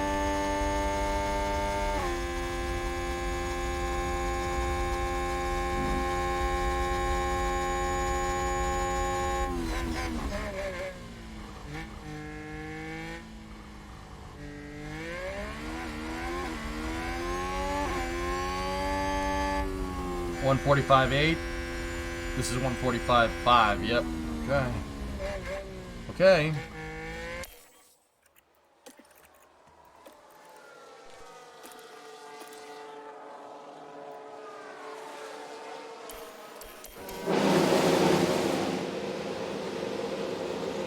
Kevin had the McLaren holding him up in Sector 1. I saw it. Put him on the fresh. Oh boy. Oh boy. That's gonna make it hard for Kevin to get into. You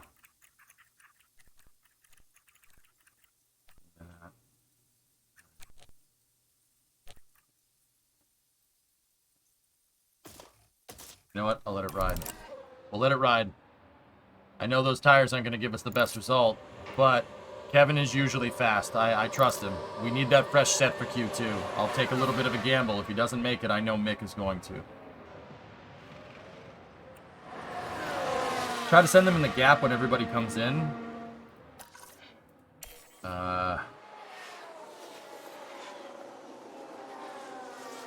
I usually don't do that, but...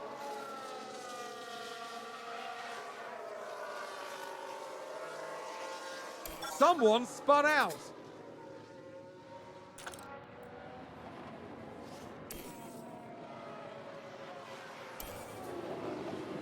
The gap should be pretty much right around here, but we have to make sure that we do that.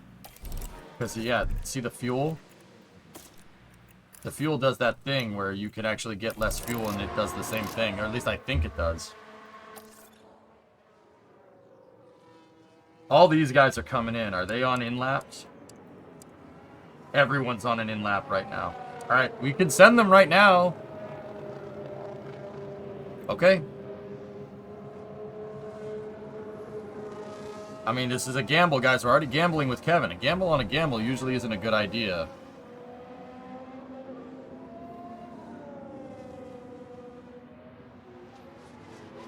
Double down.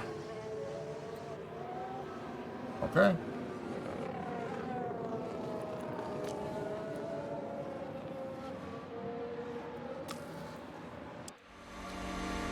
Okay.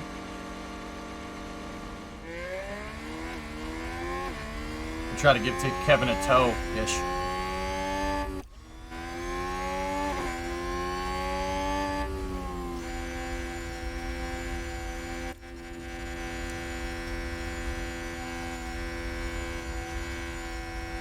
I don't like changing the strategy like this, Akin, I'll be honest with you.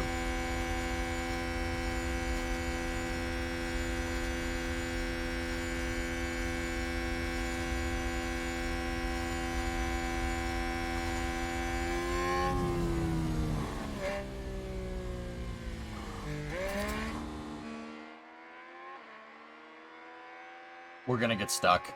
We're gonna get stuck. This was a bad idea. Yeah, Zen. Yeah, that's true. Our car is pretty good in the dirty air. It's not bad. It's bad at high speed in dirty air, which is not good for this track. Motorsport Total is saying Danny could join Mercedes as a reserve driver next year. Interesting.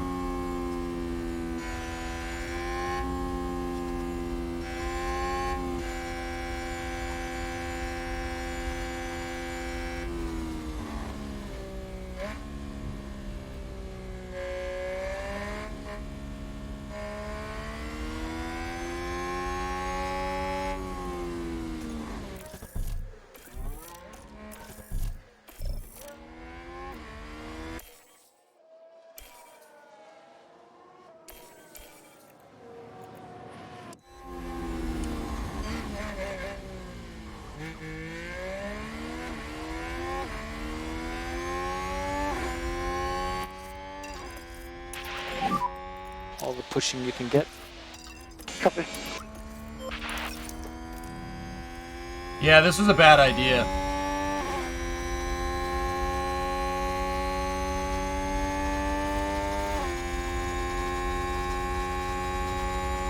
Oh, nice, Bandit. There you go.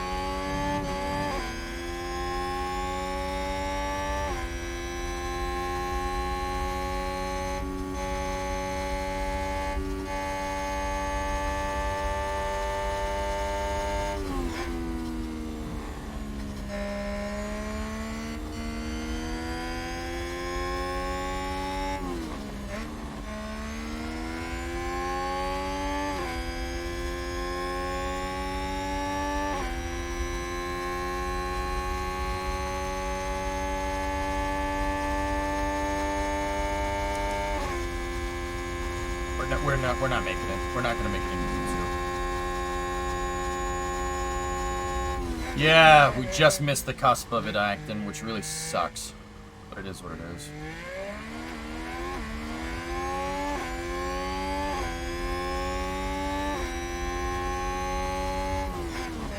Yeah, we're screwed.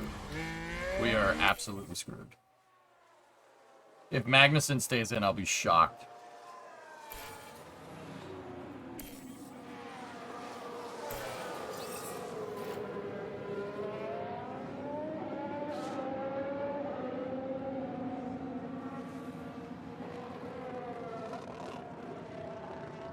Mick's already out. There's no way 2.9 off the split is going to hold. God damn it. I'm not... Guys, we can't change the strat mid. You can't make impulse decisions like that. You fail every time. That was so stupid. Oh well. The time has come for Shut these up. drivers. NASCAR F1, what do you like the most? It's not hung jury, Linus. NASCAR is a different type of racing. You're comparing monster trucks to go-karts, you know what I mean? Like, they're two different types of racing. Circle track racing and, like, closed wheel tube chassis versus a carbon fiber monocoque open wheel is totally different things. I like both of them. I watch more F1 than I do NASCAR, but I'll watch anything. I don't really care.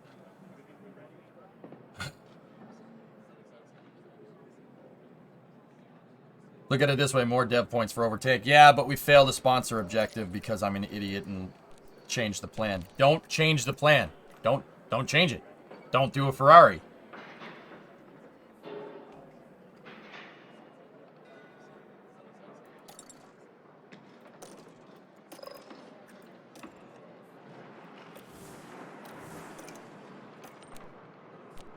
All right.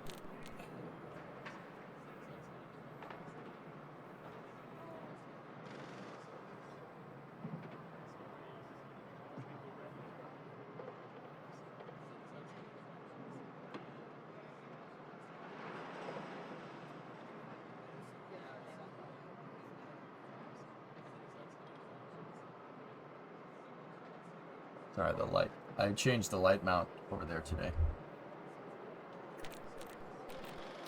Okay.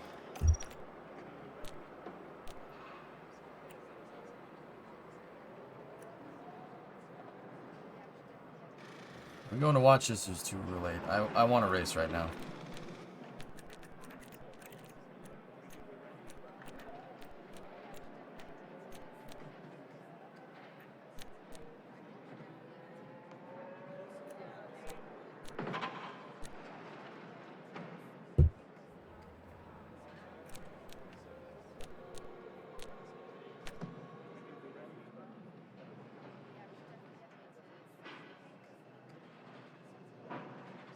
Now I'm all screwed up because we messed the strategy up. Okay. It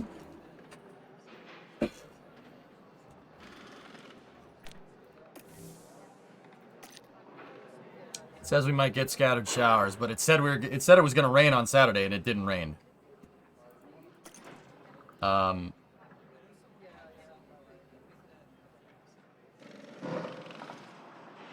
Pit lane time loss, 20 track abrasiveness, medium. Yeah, this track will eat up soft tires really, really quick. So I think a medium,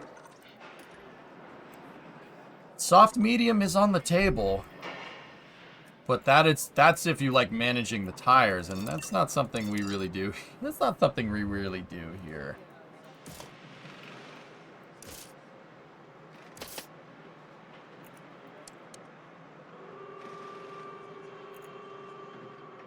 Soft to hard could do.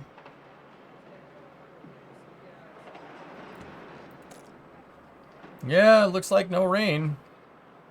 So, okay. We're... Track water.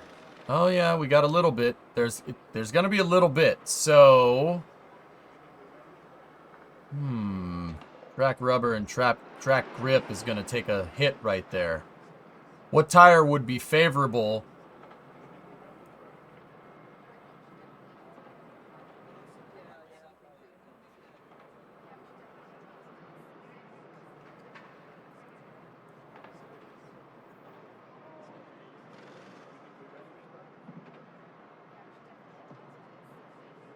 Yeah, Alex, that's what I'm thinking. A two-stopper might be a good idea. Soft to medium.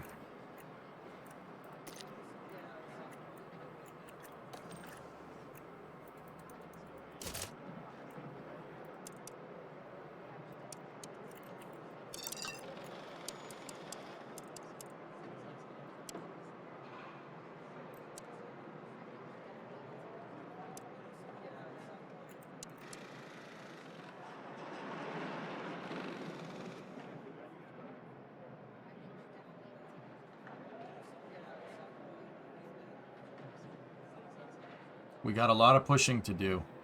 The double soft could be favorable, especially in that rain. When the track grip is going to go down. See, it goes down right there.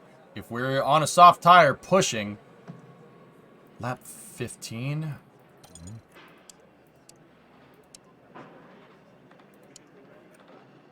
That'll get us up to 26. That gets to here. The grip will have gone back, and it's just going to go up from there.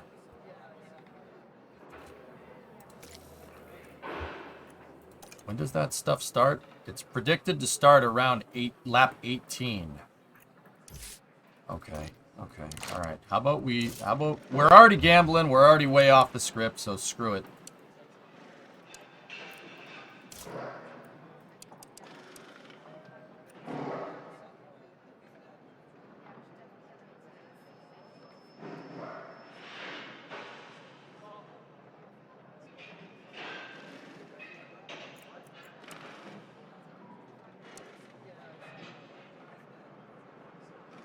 Medium soft, I think is what we'll do. I don't like screwing around on Spa like this, but it's okay. Maybe go a bit beyond the rain window in case the rain is above 1 and we need to change from a dry stat to a 2-stop wet strat. It's not going to rain here. We got sun right there and a 5% chance of rain. It ain't raining. But that water is going to be slick on the track for a little while. But there's going to be a dry patch, so softs are favorable because the grip's going to go down. Okay, so I'm two-stop softs, I think, is the right move. If the blue line stays below the grip line, it's inters.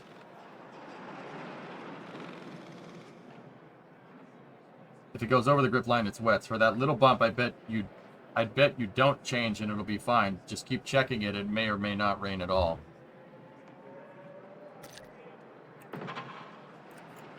Well, what's the soft hard strat looking like here? Just out of curiosity. So that's 1909, that's 1922. And what's this one looking like? I always push them to the absolute limit. 1909 as well. So that's 09, that's also 09. And this one is 22.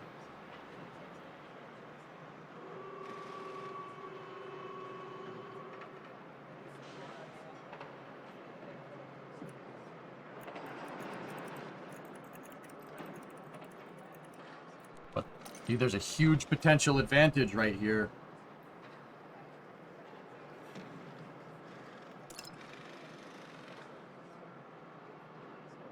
Yeah, Zen Banana, we have good track history. I'll try for the two-stopper. I'll try for it. I'll try. If worst case scenario, we switch to this. So I'll key Mick in for medium soft. But we have actually I would want to switch this to hard tire. Actually, you know what? It doesn't matter. I can always adjust the strats on the fly. Okay. And then go over to Kevin and honestly do the exact same thing. Medium. Hit on 18.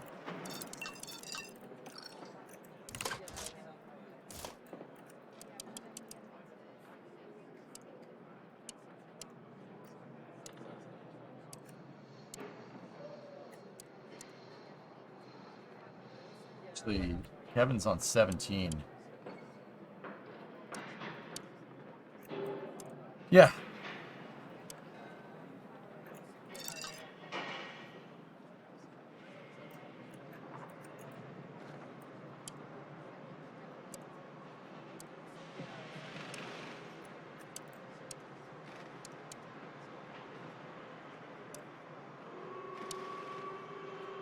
Yeah. Yeah, we want to make sure we have more tire at the end.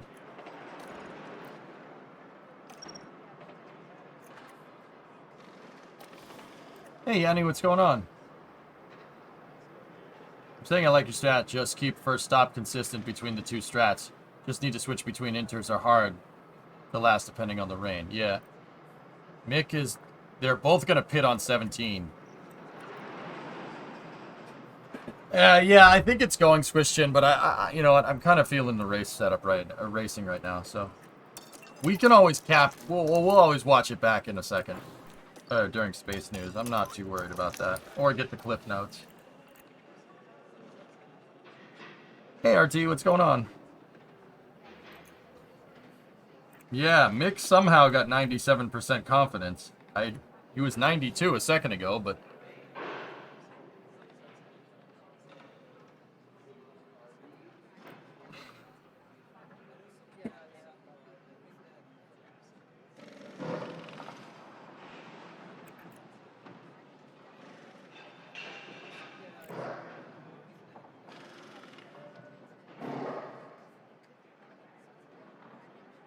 All right, fellas.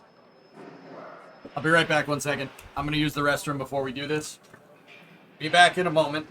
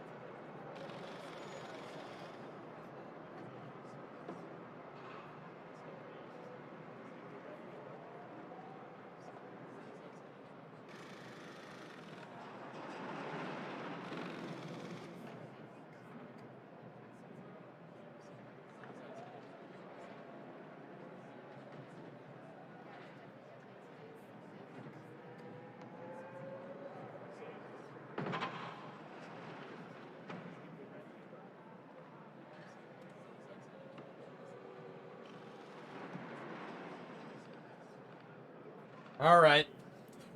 Ah.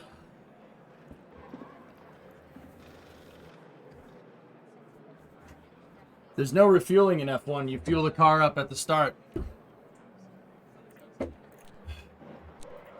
Driver options are good. All right, guys. You ready?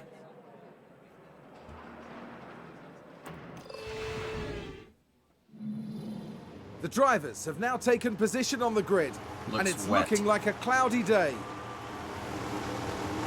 There we see Kevin Magnussen. Okay. You can hear the excitement in the crowd here at the Belgian Grand Prix. It's lights out, and away we go.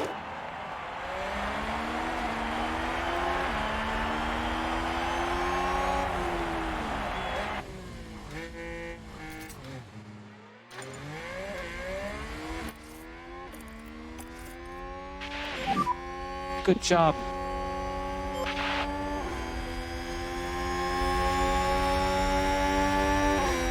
An excellent move by Haas to gain a few places. Let's take a closer look. Now just focus on the Haas.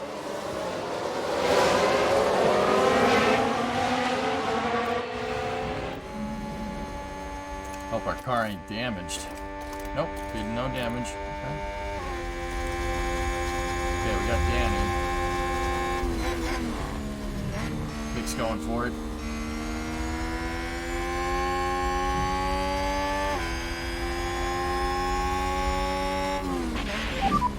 Good job. Kevin has damage. Haas with an overtake there. Oh, he's on the crappy. Oh, I put Kevin on the crappy engine. Crap. It's all right. Well, nothing we can do about it now.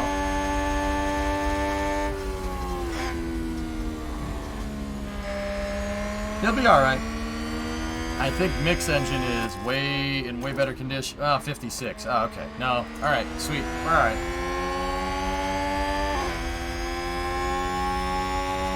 Come on, Mick. Get Bono.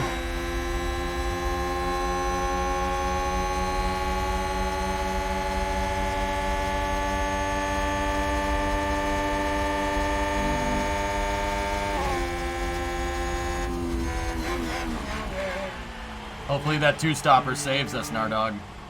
I'm rolling the dice today because I screwed up qualifying.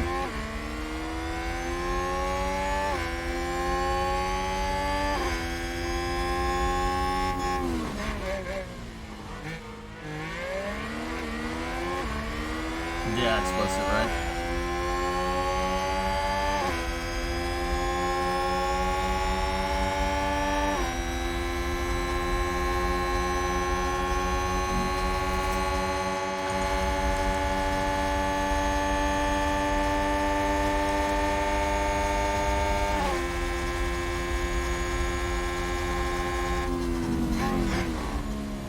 I sent them out too early, Urbanus. They yielded to outlap traffic, and yeah, I got eliminated.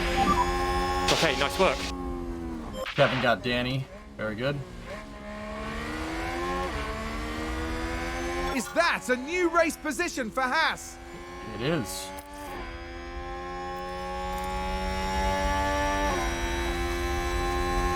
Come on, kid. There we go. The hard place to pass. Did a good job.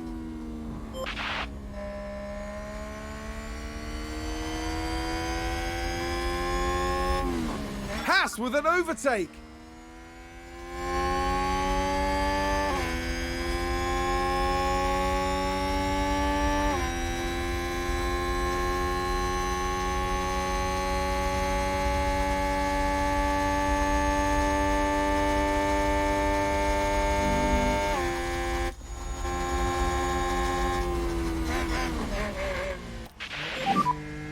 You got DRS. Hey.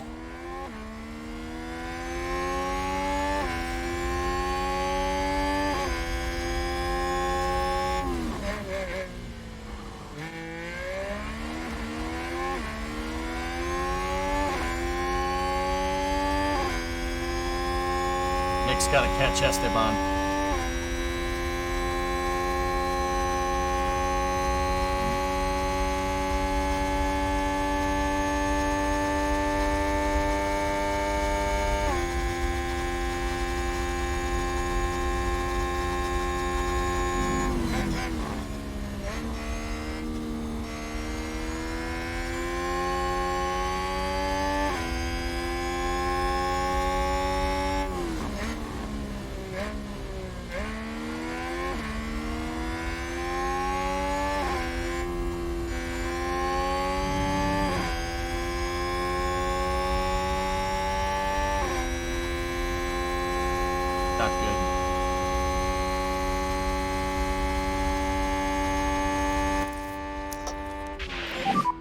Nice work, Kev.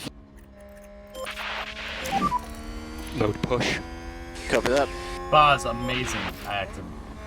Dude, it's Pass one of the with best an tracks. overtake there. One of the best tracks on the grid, or in the season, by far and away. This is the reason why there were words that they weren't going to renew it, and Formula One wouldn't race at Spa. And I said on stream, I don't care. I'm not watching Formula One anymore if they don't race this track. I meant that. They better resign it. If they don't resign it, I don't care. Not my problem. I'll watch NASCAR or something, or Indy. There you go. Yeah, exactly, Dink. They did, so my F1 fandom is safe for now.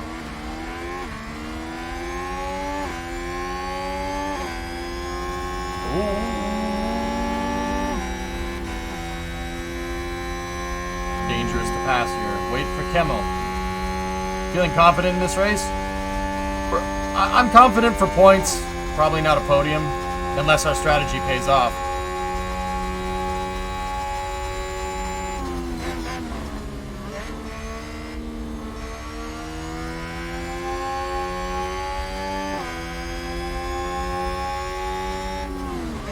Yeah, no.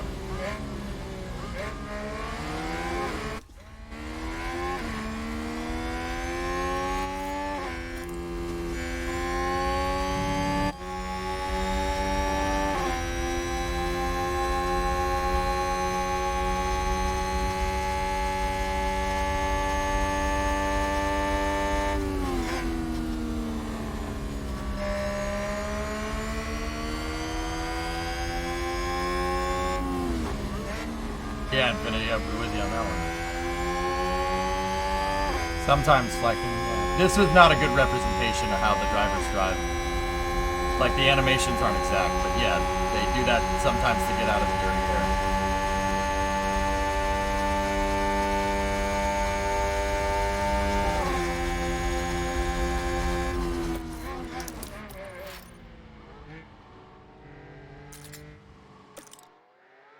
Same as before.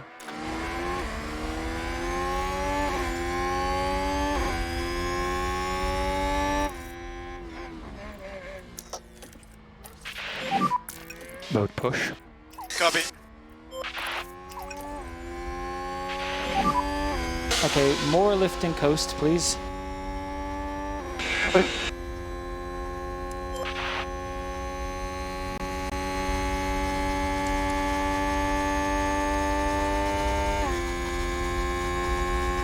I meant that problem. Kevin caught up anyway, so. As long as he broke the slip on Ricardo, that's fine. There should be nobody behind Kevin. Yeah, there we go. Alright, good.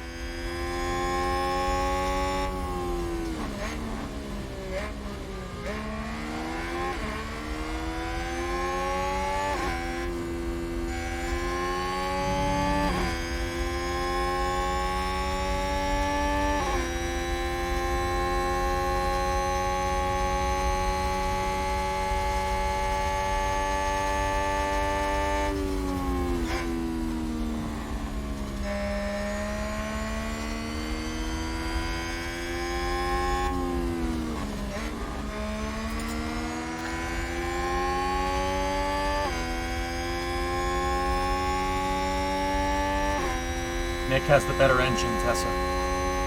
That's why I'm leaving him here. Just want Kevin in the tow. Nick will make the move here.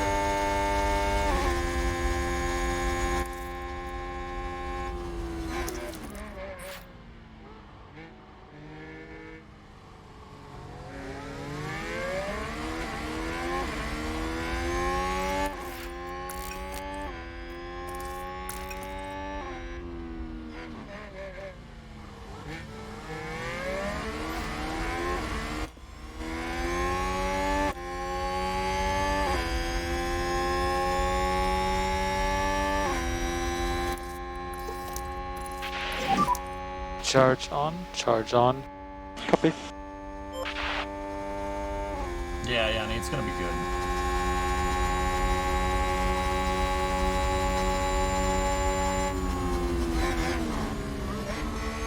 These cars on Monza would be, yeah, really, really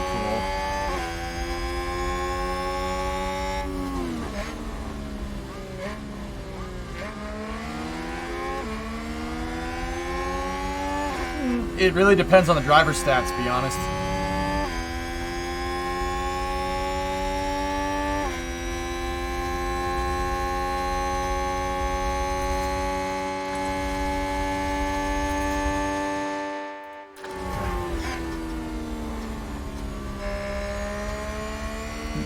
Bill, yeah, you really want to. You have to really kind of micromanage the their ERS.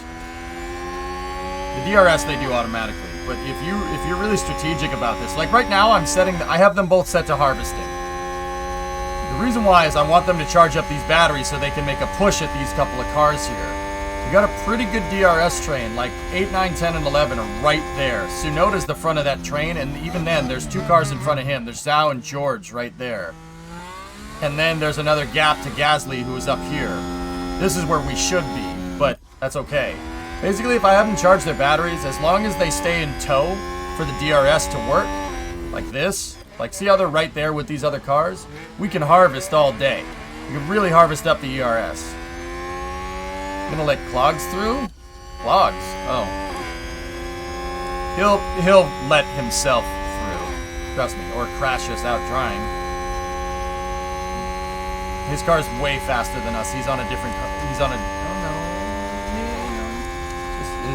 The Red Bull has more straight line speed than we do, but, you know, if Kevin wants to slam the door in his face just like this, then I don't have a problem with it.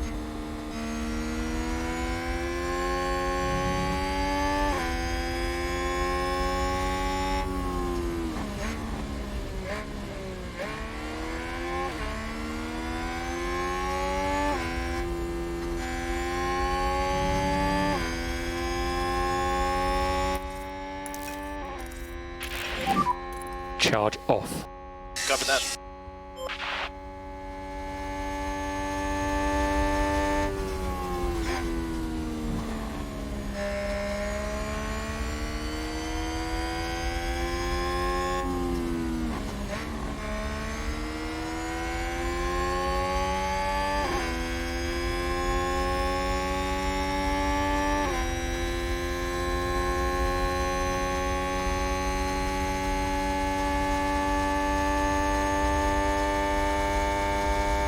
Yeah, it's because they took the penalty explosive and put a new power plant in that thing. They broke the Park for May rules on purpose. Oh, okay, Kevin, careful.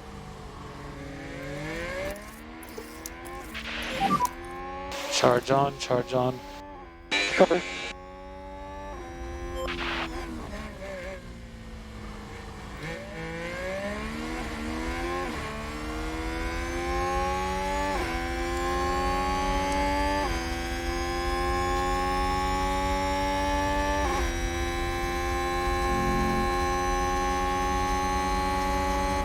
Difficult.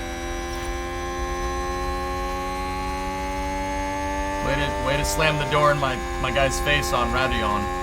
You get somebody killed. That's dangerous driving, man. Red Bull moved up.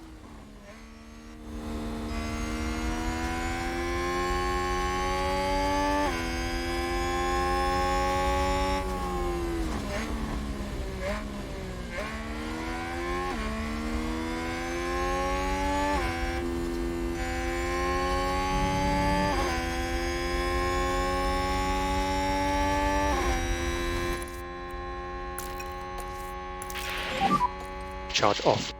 Copy that.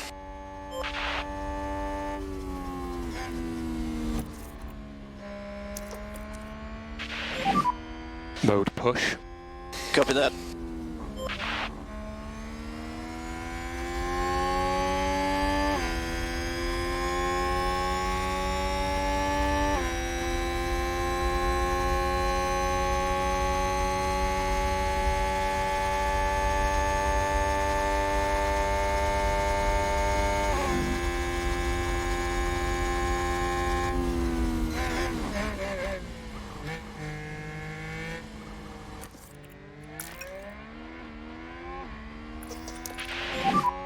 Charge on.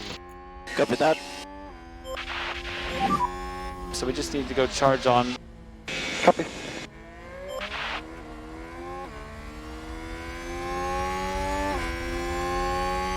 Yeah, Forge. We'll recap that later.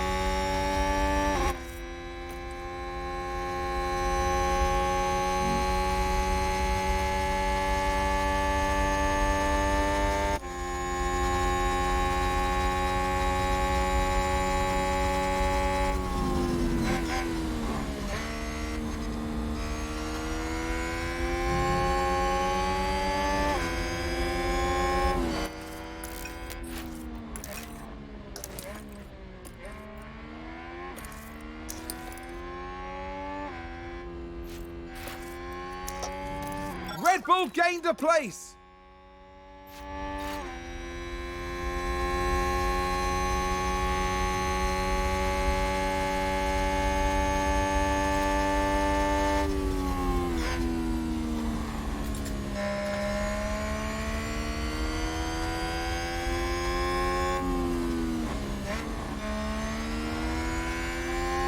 Yeah, we'll find a way to blow it explosive, don't worry.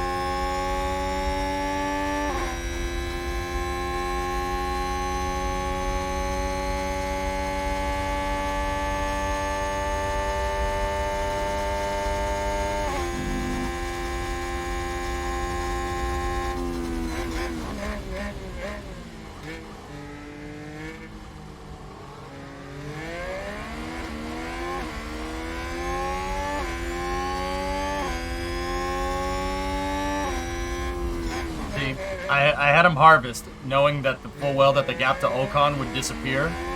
But now we have tons of battery, and now we're staying with Max. Max is towing us back up to the pack, so by the time we got back up to the pack, we would have battery charge to be competitive. Max is going to dust Ocon here on the Camel, right? And we'll go right with him. At least that's the idea.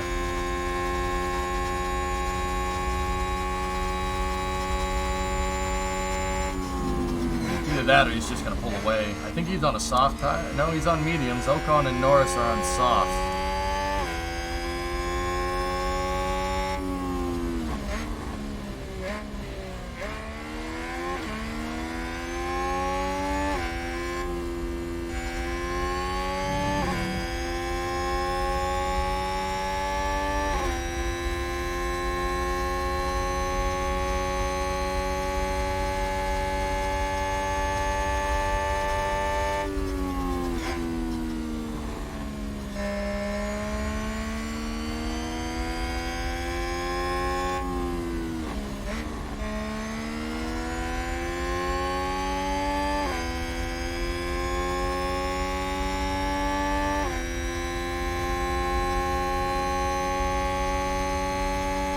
No, explosive. No, I don't want to do that. We're right on tire wear. The reason what I'm trying to do, it's gonna rain. 50% 2 times over. It's gonna rain. If it doesn't, whatever. But this is the projections right here, and my weather center is leveled up, so that's most likely what's gonna happen. It's most likely. Jesus. Most likely gonna get some rain here. And when we do, I'm going to pit for softs, because it's only intermittent if it is going to happen. It's only going to sprinkle a little bit. So I'll switch to the softs and not inters. This 2-stop strategy might pay off. It really depends on how much it rains. If it rains too much, we're screwed. But if it's going to get sprinkles, track grip's going to go down, right? Track grip and track rubber's going to go down. So we'll take the soft tire because it has the most grip. Should be able to just power past everybody else, especially if they pit for inters.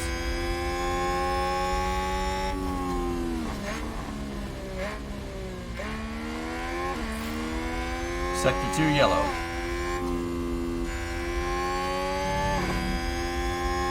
I think that was behind us. Oh, did someone run wide Yep. there? What's up, Moon?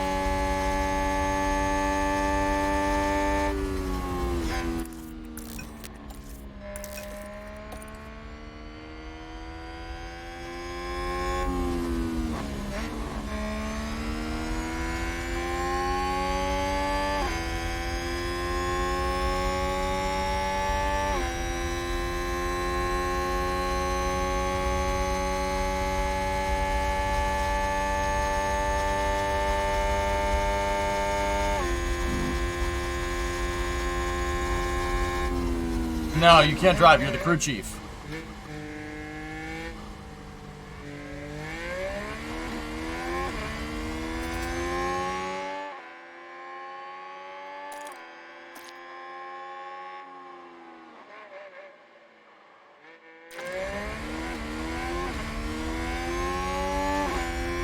Which they hopefully will stop for inters and then run hot and pit again for hards to make it to the end of the race and force himself to do his three-stop strat. Really depends on how much it rains, Shady G. This could really pay off for us, or we might get screwed. If it doesn't rain at all, we might not even get in the points. We got to be careful.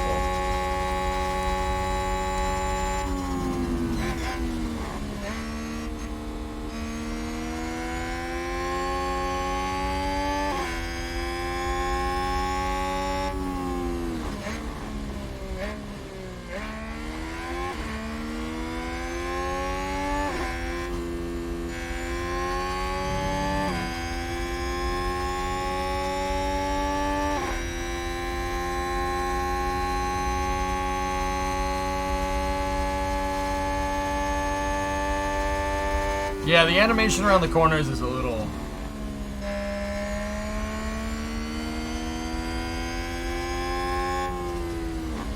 herpy-derpy, but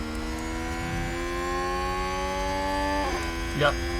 Open window for the softs now on 12. Ocon and Norris might go in soon. Let's see what Leclerc and Perez, what are they going to come out on? They're definitely going to come out in front of us.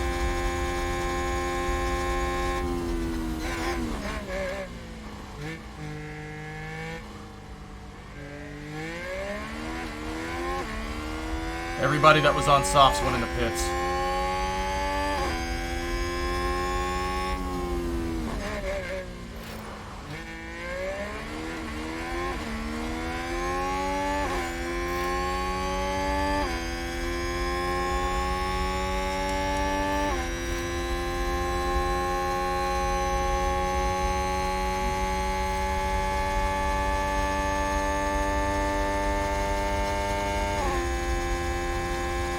Yeah, there's so many bumps in it.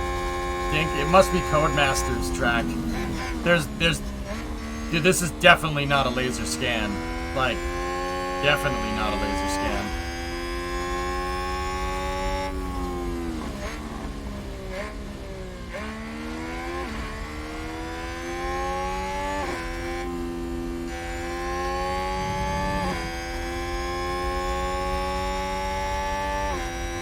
Max is just moving up the field like crazy.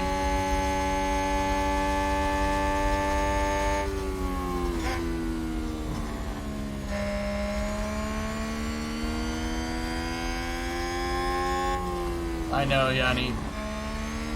It's because they were testing with junk components because it's late in the season. I understand that. They were probably expecting it to fail if I had to guess.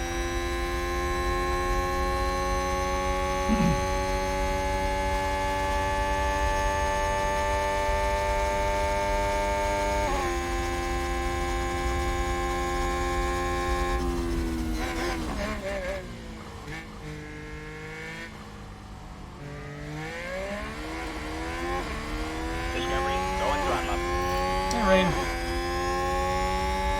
30 months. Thank you. Thank you for the resub.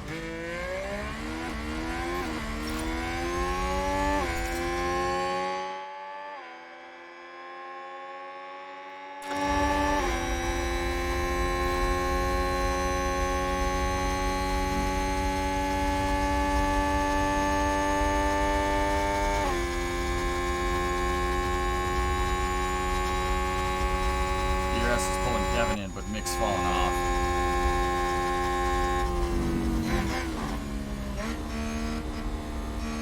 As long as he maintains the gap to Ricardo, we should be alright.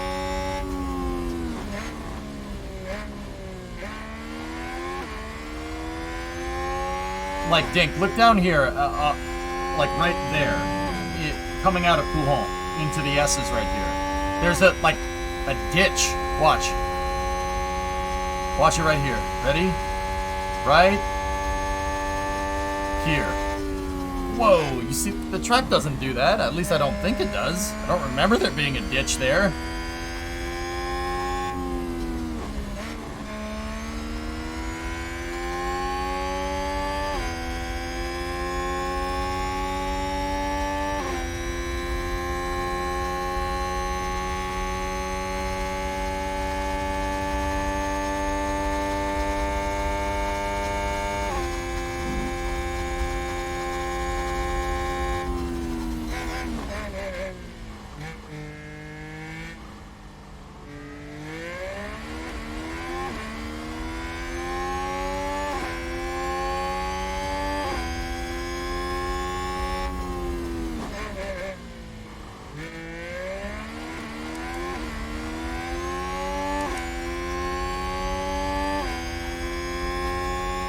Alright, Lou. See ya.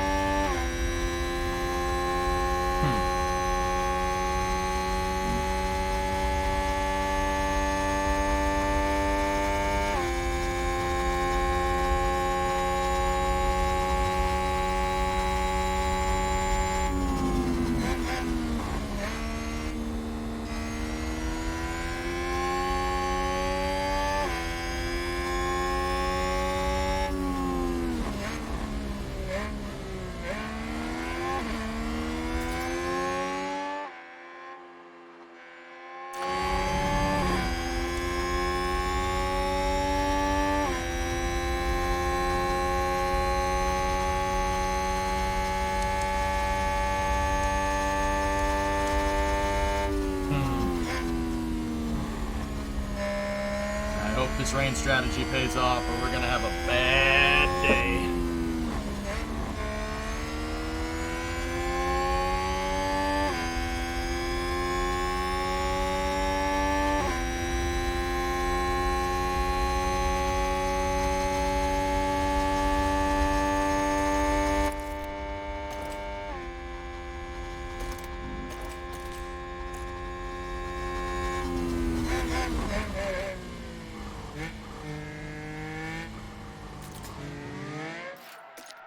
Ah, shh.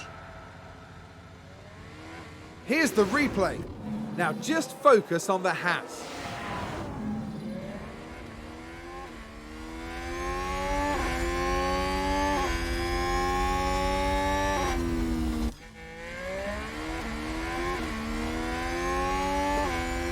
Not a good time for that, Kevin. Not a good time. Latifi's in the pits. Let's see what. I'm just curious. What tire is he coming out on?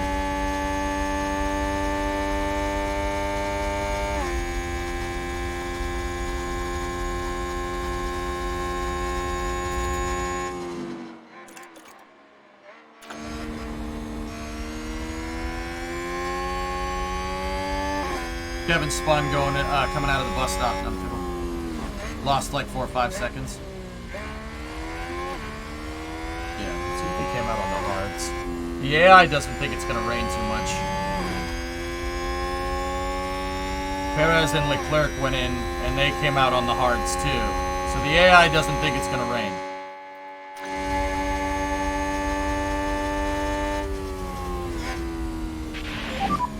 We expect rain again. Copy.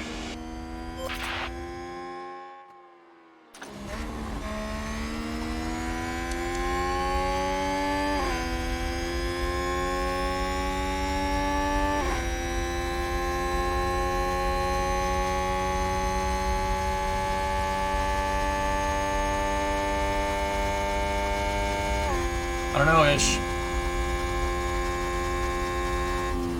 We'll see. I mean, we only need it to sprinkle a little bit. If it rains too much and we need to go to inters, we're screwed.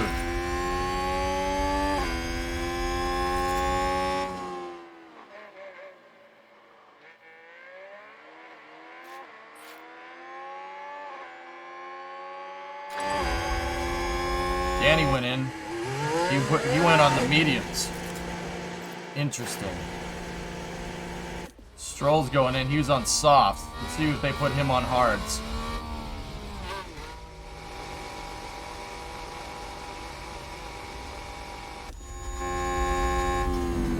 I'm gonna tell Mick to go in this lap, I think. Yeah, let's give him this. You wanted that soft? All right, cool. So we'll box now. Box. Copy for box. Stroll went out on mediums. Interesting.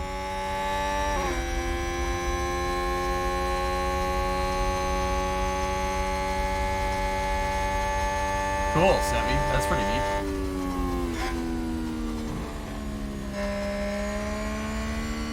Yeah, JDG, I'm hoping.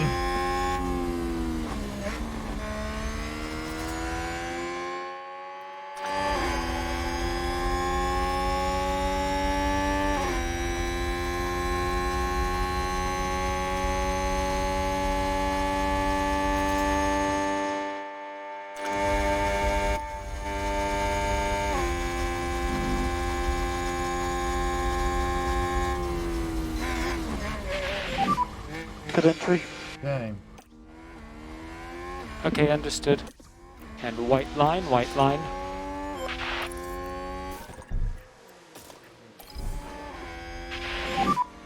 Box, Kevin, box. The Mercedes did it.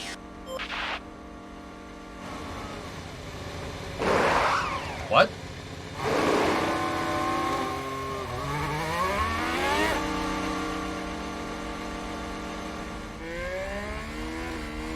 Did he just blame it? All right.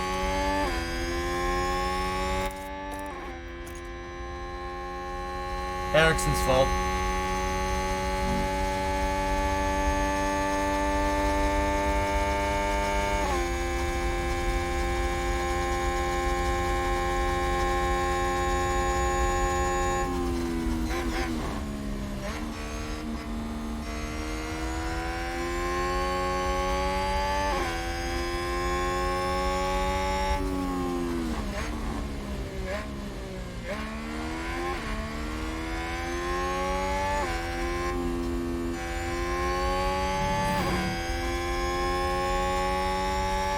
Here we go. Saints went in.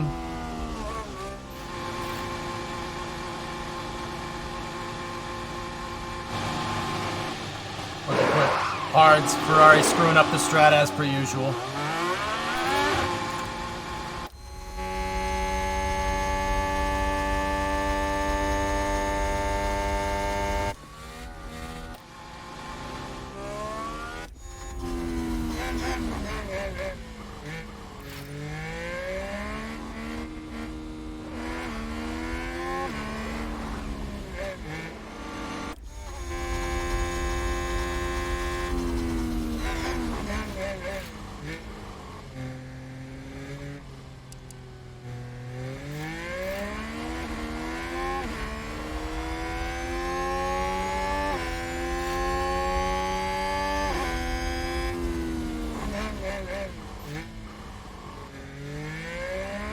There's Kevin. I'm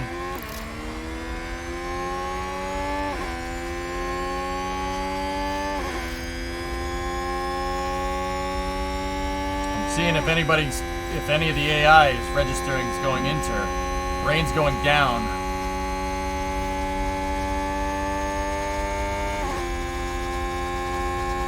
Oh, Danny went on inters. So did Bottas. Seb.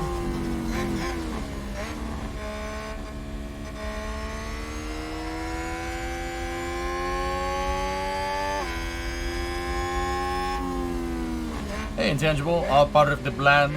Also, hey, plan, master of plan. Battle's coming out.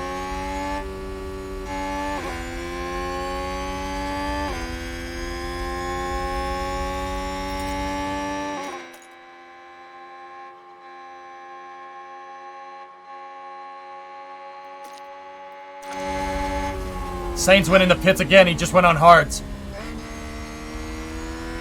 Like just a second ago, they took 2 pit stops.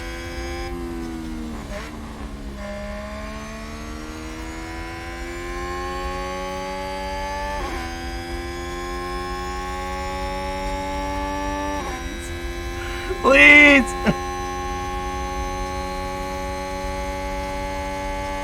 No, Eminem, hell no. Here we go again. Here we go again. Come on, boys, don't crash. Saints is on inters. Hamilton, Gasly is on inters. Oh, please, please, here's the gamble.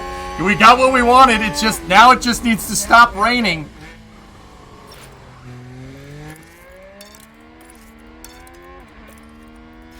Yep.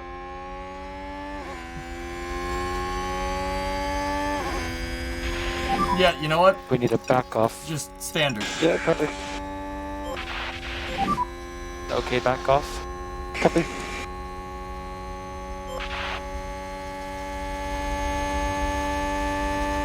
.15.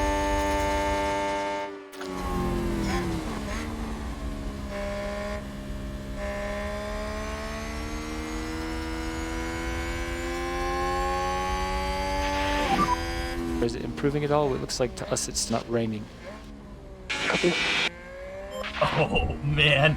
Oh man. If this pays off. If this pays off, we're geniuses. We're going to look like a bunch of rock stars, Gene. But is the rain a wet question? Is the rain wet question?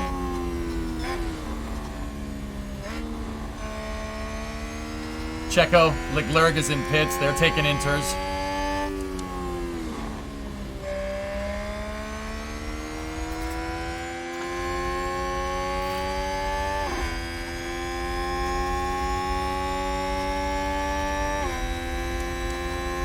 Yuki's in the pits.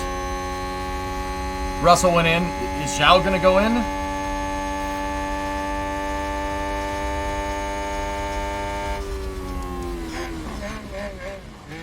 What the hell are you doing?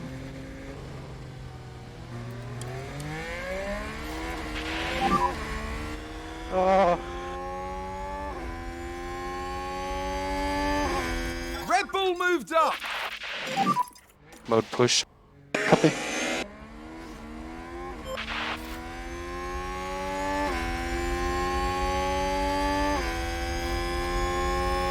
How? How?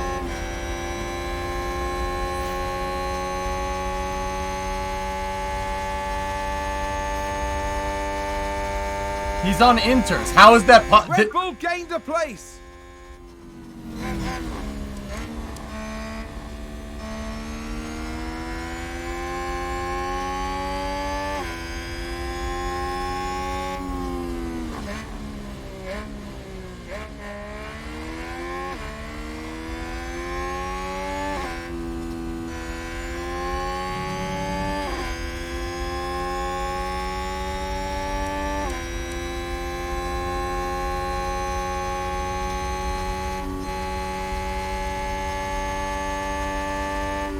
How's he pulling him? Oh, Sainz went in. Ferrari, four-stop strategy. Four-stop, Ferrari, four-stop.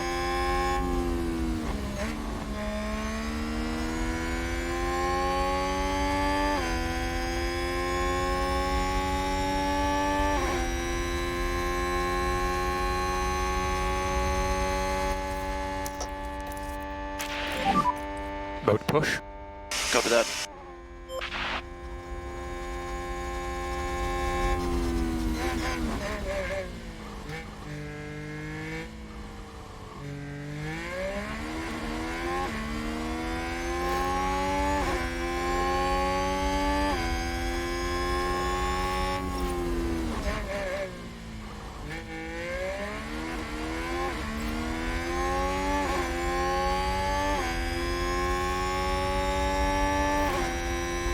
Carlos went to mediums. Sector 3 yellow. Somebody crashed. Sector 3 yellow. Sounds like someone's locked up. Let's see what happened there. Let's take another look. There we have Joe. Oh, and there's the lockup. That's the last thing they'll have wanted. Not Sector 3 game.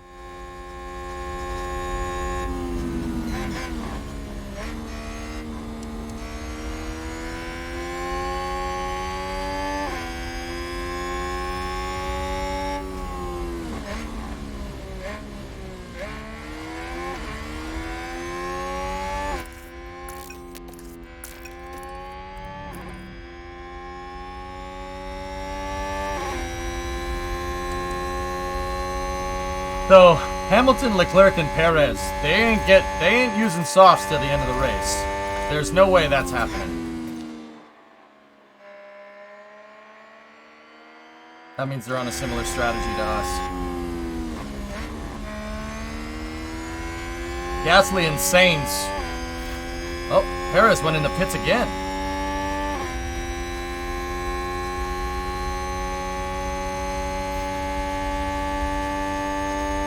What is the AI doing?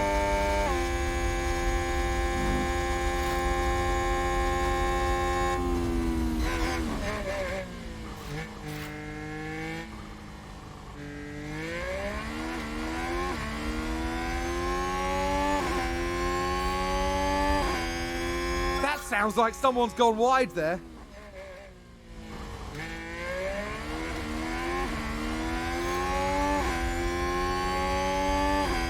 How can these guys take a 5-stop pit strategy and we're not catching them? How is this? How is that possible? Oh, Sainz, Perez are on 3. Gasly and Hamilton are 2. Leclerc is 3. The Ferrari took 3 stops and they're still ahead of us.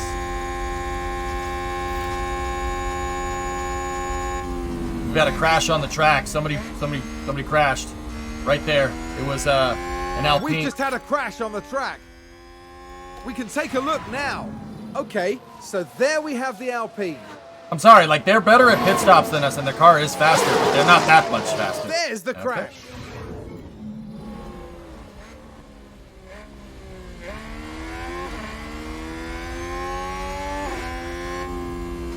Broseps, this is Belgium, Spa. Charles went out on softs. And also cannot make it to the end of the race. He has to pit. These guys have to pit. I don't think... What's the medium? Mediums can make it 17 laps. Yeah, they all have to pit. Everyone here has to pit. I mean, so do we.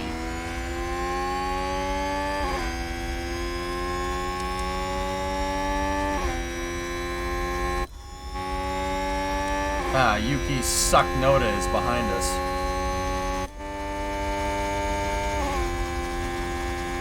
What tires is he on? He's on medium, so he's not... Okay, you can just screw around there.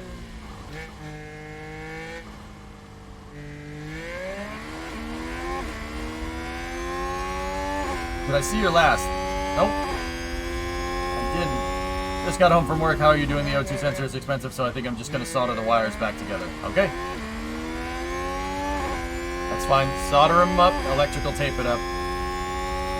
It'll be fine.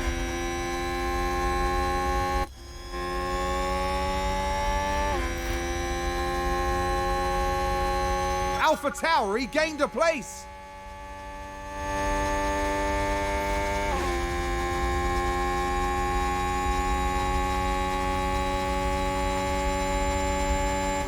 Yeah, heat shrink too. Yep.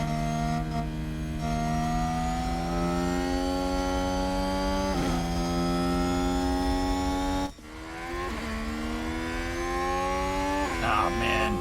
If I'd given these guys good engines and we did the if I'd given them the right engines, I didn't have my head up my tail. Give them the right engines and we got into Q3, we'd be winning this race.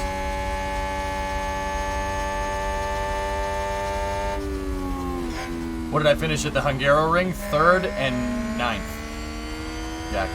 Kevin got on the podium.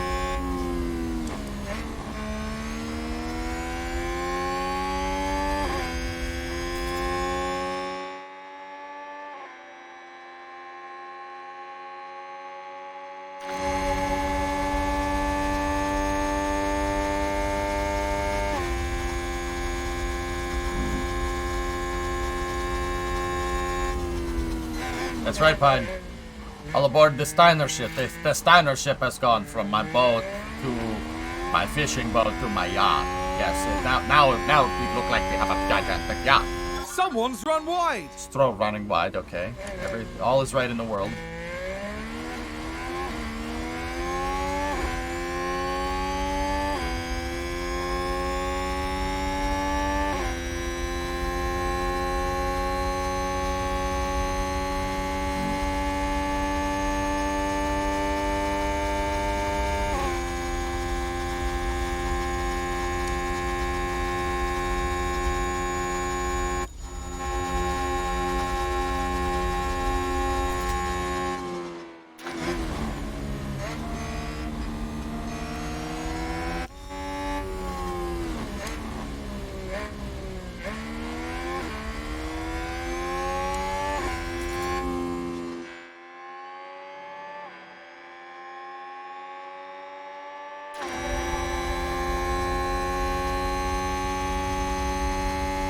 Okay, explosive. Yeah, Alpine is out of the points, that's right. And we're ahead of one of the Mercedes, so we could get close to, we could hone in on them in the constructors. Lewis is up there. That's his next competition, so if Kevin can get ahead of Lewis, it'd be really good. Really good. I mean, Shumi's already ahead of George. We'll try and get you to convince you in a route. Not enough time. Not enough time in the day, Ray. I wish.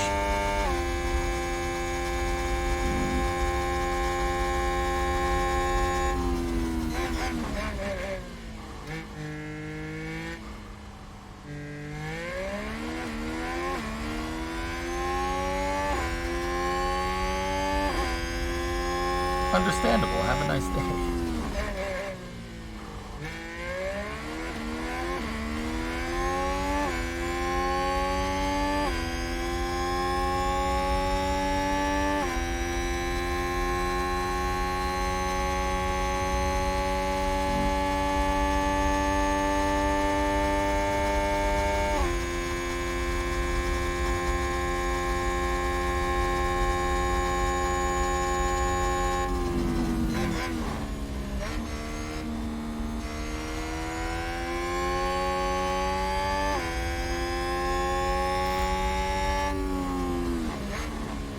Nick got ahead of Yuki.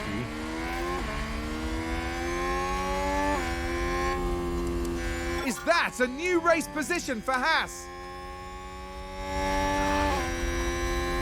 What are we supposed to do with this?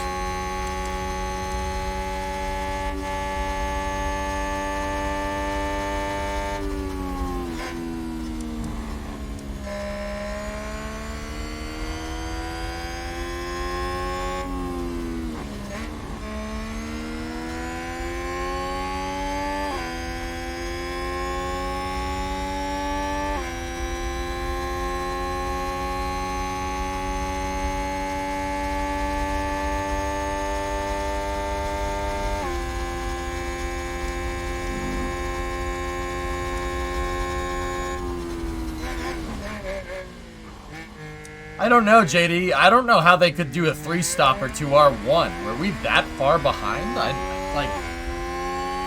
Surely the delta wasn't that much. Surely it wasn't a minute.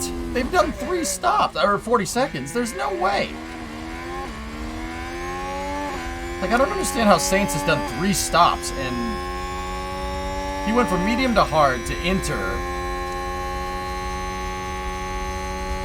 So he started with mediums, went to hard. That's 1 stop. Second stop is hard to inter. That's 2 stop. Third stop is inter to medium. There's no way he was a minute in front of us. There's no way. But then again, we had a pit stop, so it has to be 40 seconds. There's no way. Surely you can't be serious. I am serious. Don't call me Shirley. I don't understand. That's something I don't understand, especially since they were inters in the dry. And how was Max able to push past us on inters when we were on fresh softs? How does that work? I'm sorry, Max is a good driver. I know he's a good driver. But physics is also something that he is susceptible to. I mean, unless our engines just suck that bad, I should have gave them both new engines, but we didn't have the cash to do it. There's something here that I'm missing. I don't think it's a glitch or anything, JDG. I think there's something that I'm missing. I'm missing something. I think it might be the engines.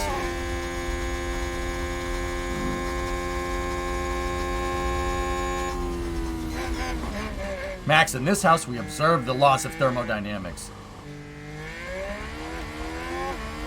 Yeah, right, Risen?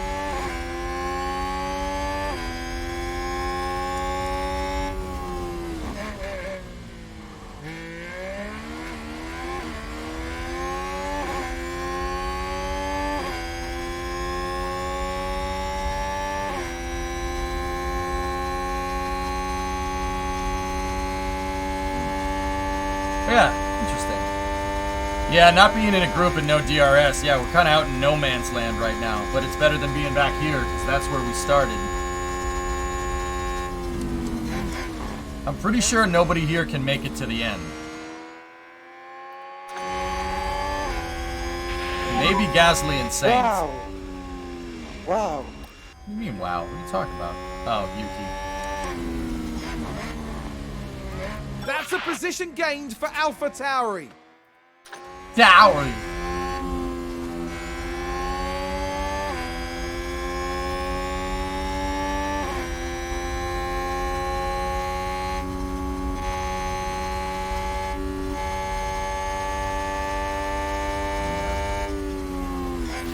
And they're pulling away from us. I mean, they are on a fresher set, and they're also together, but...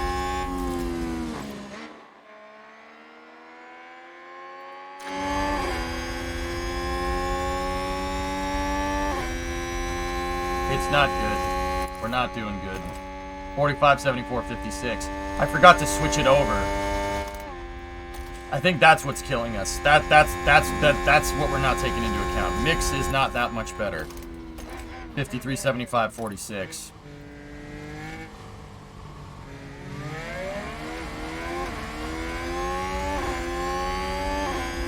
Yeah, Zen Banana, yeah, there's that. Whoa.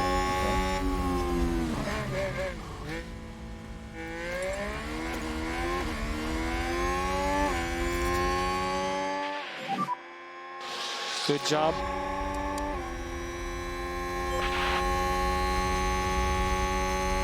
Yeah, Wrestle, Pass with I'm an pretty sure it's overtake. just the engines.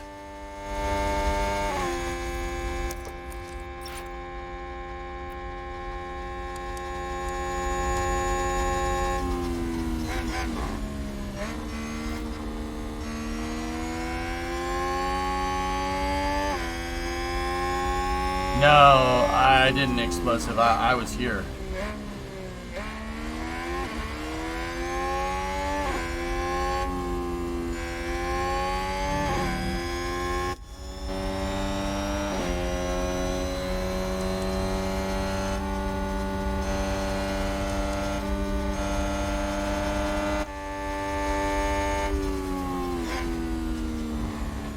Yeah, Birdie.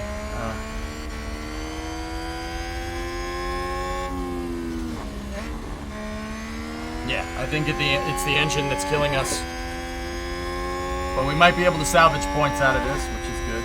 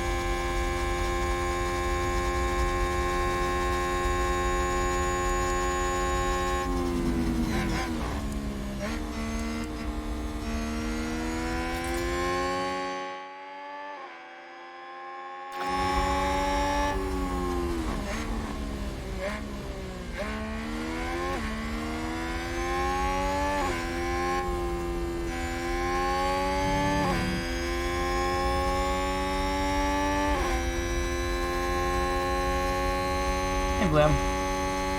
No, not this lap. One more. I mean, we could do it here. The split's actually far enough to stack, guys.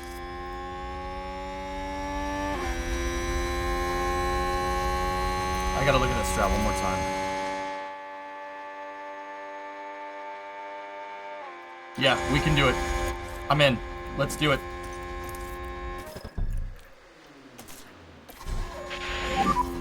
Box. Box.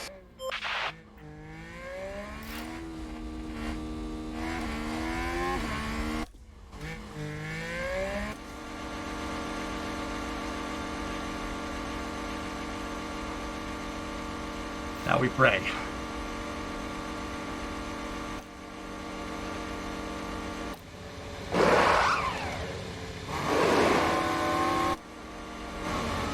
Oh, ho, ho, ho. Oh, ho, ho. Now that's how you stack. From now on, that's how you stack. Oh, that was beautiful.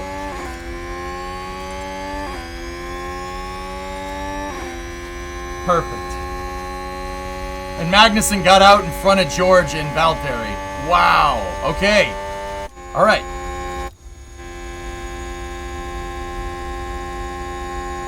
All right, Mick, deploy that up. Catch those dudes.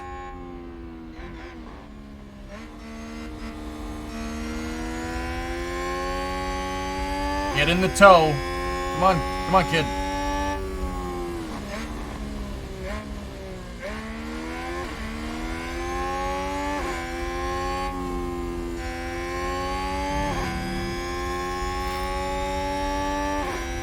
Shut up, Gary.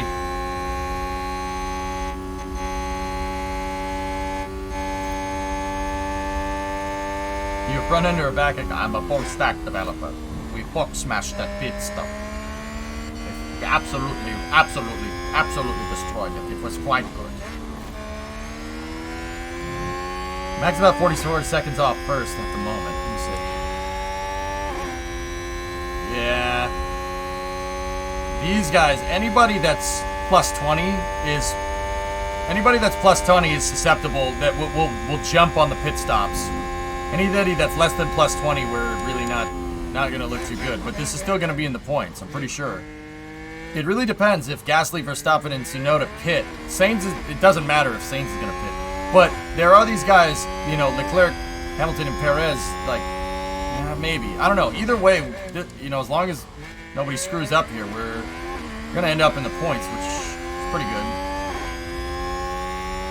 Charles, do you want a milkshake after the race? Question.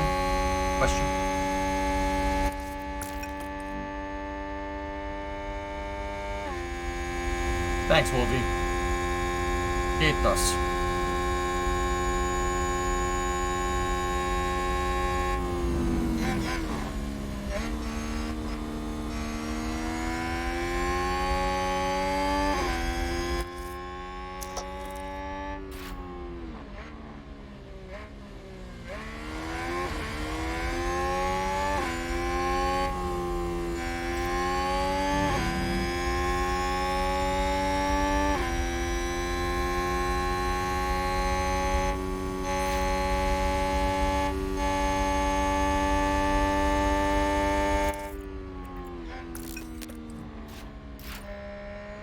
Somebody crashed.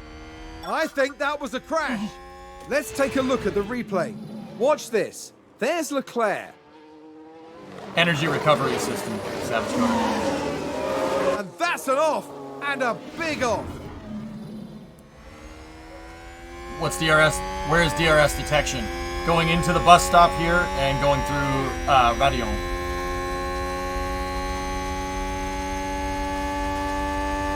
Leclerc didn't seem to lose much time, but I'm really wondering if his car is damaged.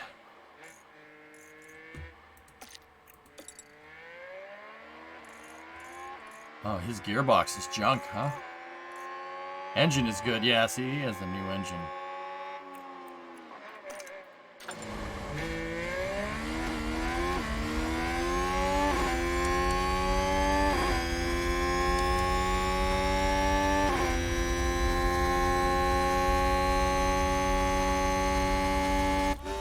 Let's take a look. Is his car damaged? Yeah, he's missing a wing. He's missing his front wing element. The stewards would penalize you. You can't stay out like that. That's dangerous.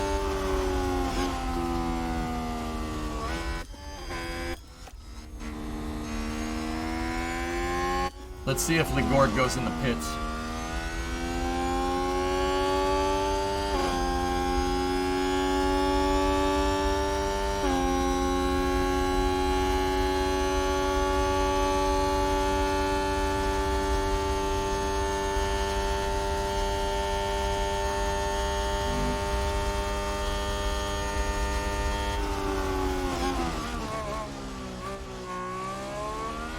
Yep. Charles went in. He's gonna come out right in front of Kevin.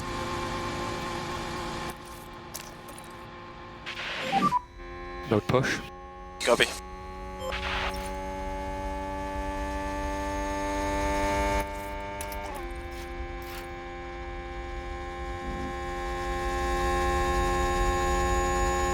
Charles, do you want us to replace your front wing? Question.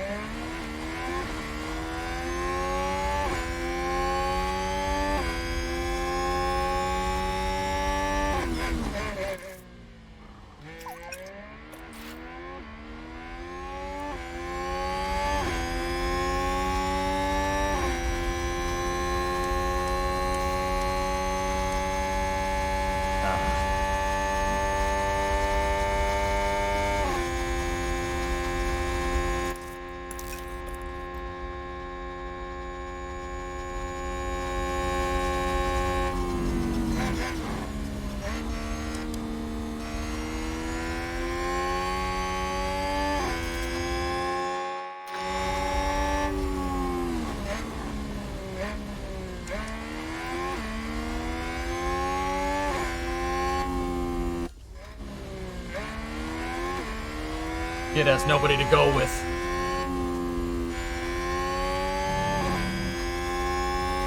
You know, let me see if I can push him and... No more lifting coast. Yeah, copy.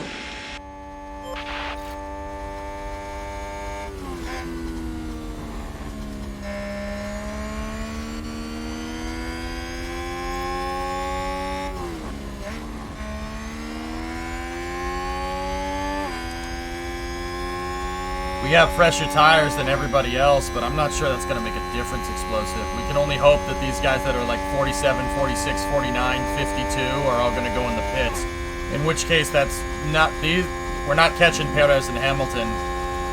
Maybe these guys still have to pit. Maybe.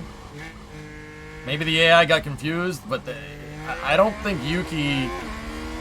You got no ERS. Yeah, copy. I don't know, man. They might. They're probably going to the end. You like it, Forge?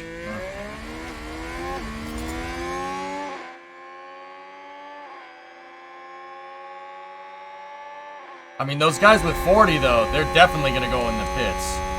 There's no way those will last until the end of the race. In which case, Bottas and Russell works to our advantage. So we'll get 2 cars in the points if that's what's going on. If these guys with the medium tires all pit, then we're really going to be good. We know Perez and Hamilton are going to pit. I'm not sure what Sainz is going to do. It really depends. It really depends if these guys with the mediums are going to...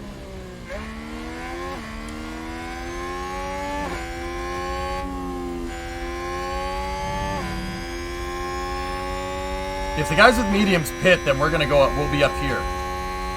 If not, we're going to be like 8-9, maybe? Something like that.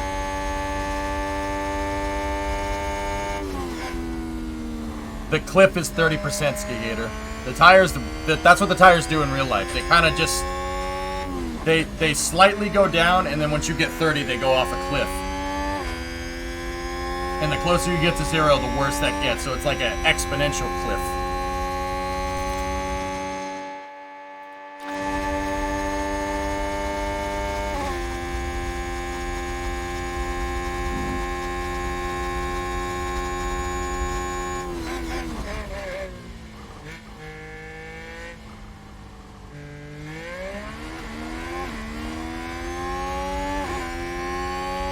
How the heck is Leclerc still 6th? I don't know. I don't know how these guys can do. Leclerc has 4 pit stops. Yeah, 4 pit stops to our 2. So that's 40 seconds.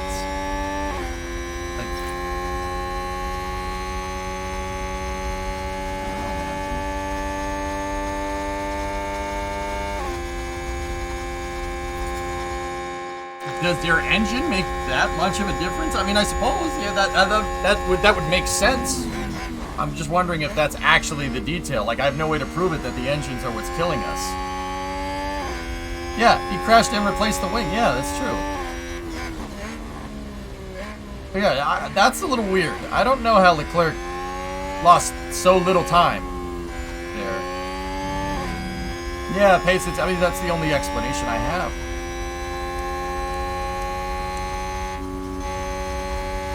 But then again, my weekend was full of screw-ups on my part, so I look at it like I had every opportunity in the world to get another podium, and we didn't.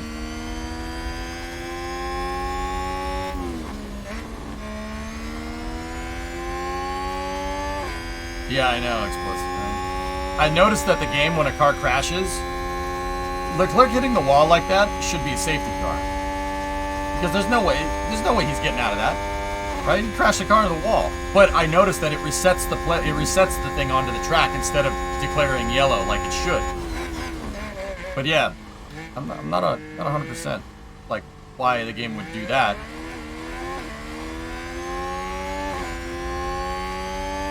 Yeah, exactly, Ish. It was our race to lose.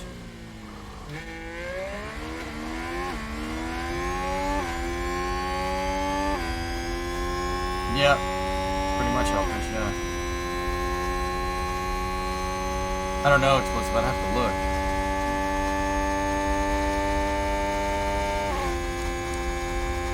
I mean, Bottas is at 38. Surely his tires will fall off. Like, I don't care how good his engine is. If you can't put that power down onto the track, then this is what I'm failing to understand. Like,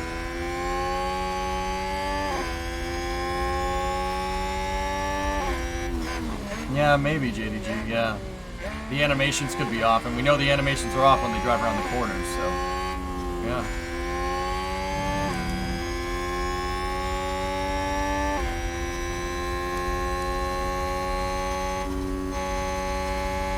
All of them.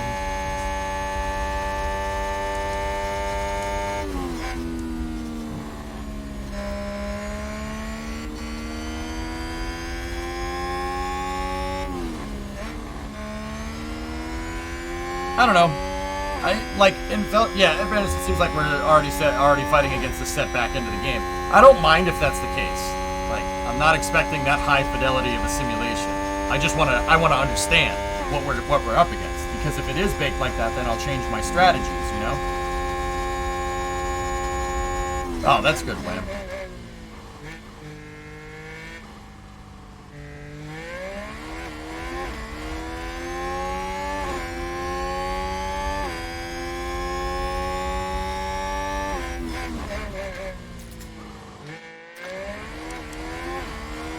They're gonna try to go to the end. They're not making it to the end if below 30% though.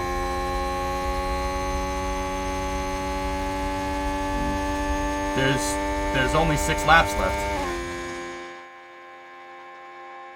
Or 7. Those softs at 33% won't last 7, guys. Maybe dude, these guys might crash trying to push it. Can you imagine if Perez, Hamilton, Russell, and Bottas all go? That's +4 for both of our positions. That'd be really nice.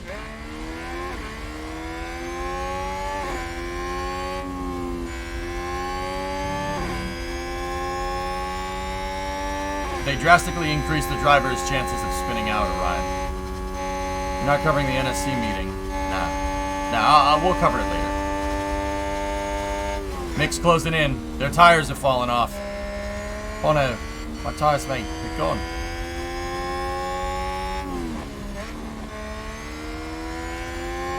Yeah, worst case scenario, we're still in the points, guys. Worst case scenario, nothing changed here. Nothing changes here, but I think that's going to... I think Mick's going to get in front of both of these guys, too.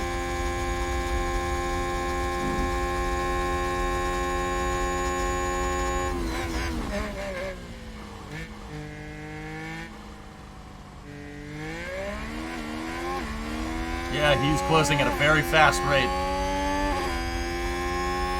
He was 2 seconds a lap and a half ago.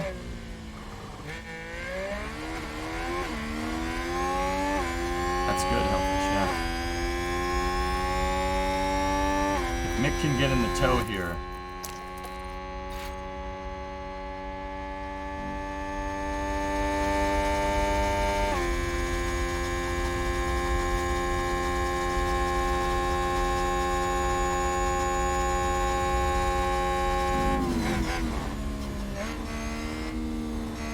Cold track favors the softs, that's right.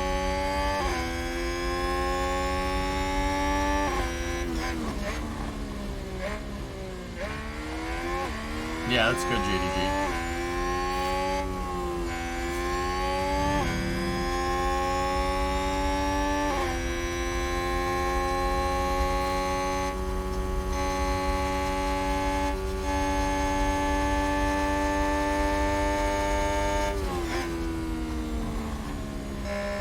Come on, kid, get in that toe. Give him the suck.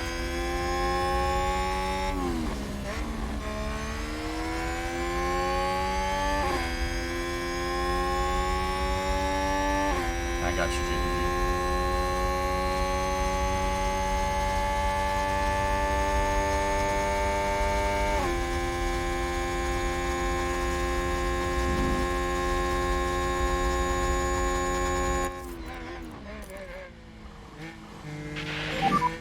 Five laps remaining.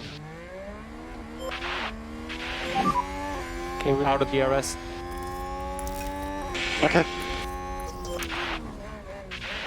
Here we go. Charge on. Copy.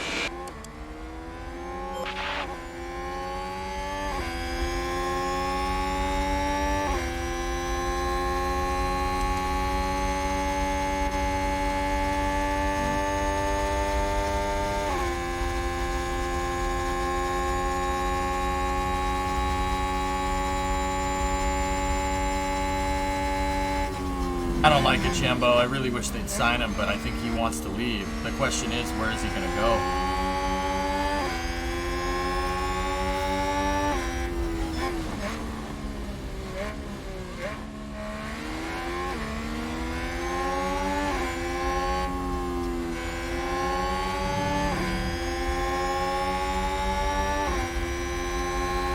Alpine? Why?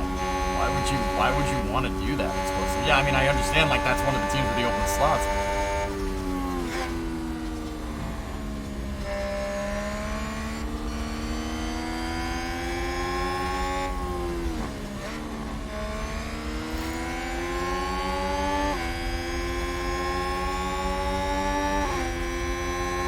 Yeah. But, yeah, Haas could be the best of the rest explosive, right? Like, I'm certainly making the case for that, don't you think? I understand it's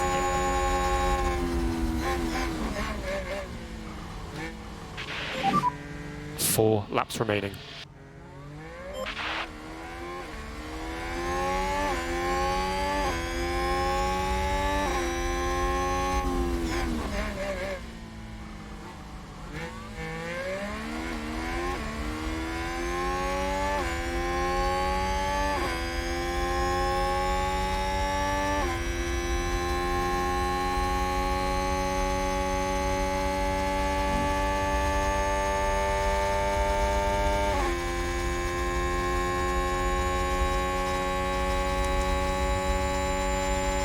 I don't understand how these guys haven't crashed. Either that, or, well, I was gonna say either that or why they haven't why they haven't drastically slowed down. So I think Charge off. Copy.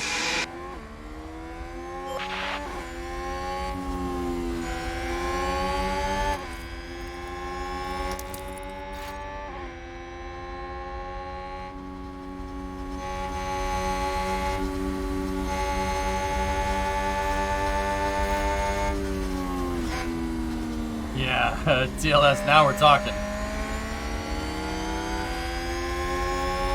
Hey, Hydro. I'm doing good. How are you?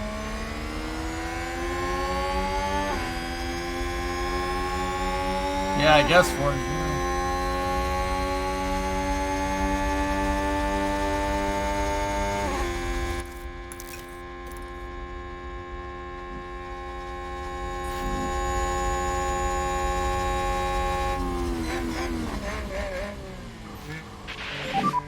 Three laps remaining.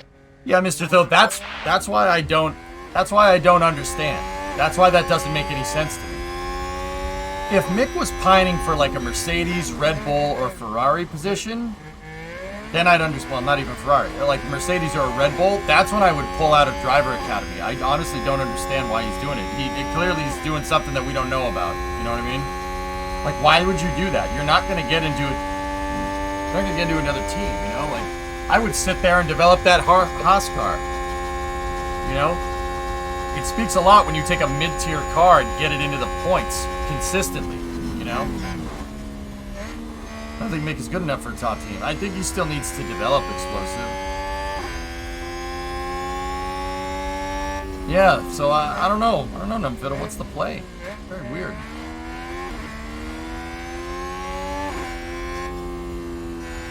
Yeah, there you go, Hydra.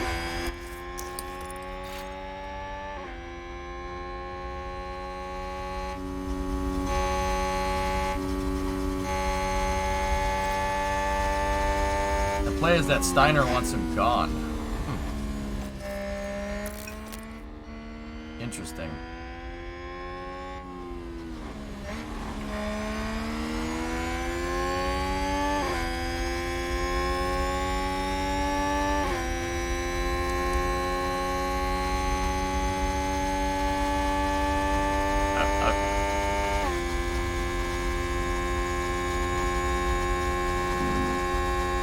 Interesting explosive, yeah.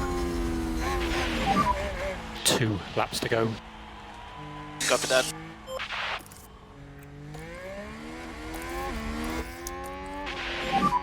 To charge on. Copy.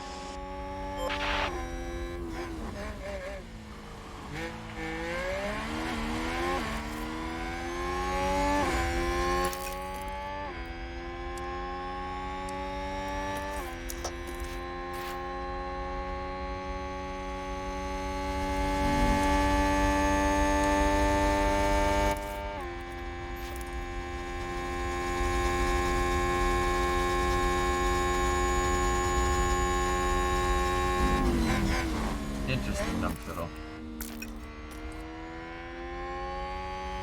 Steiner had serious beef with Ralph Schumacher because of the things Ralph said on German Sky. It's so bad that Steiner isn't even talking to Sky anymore.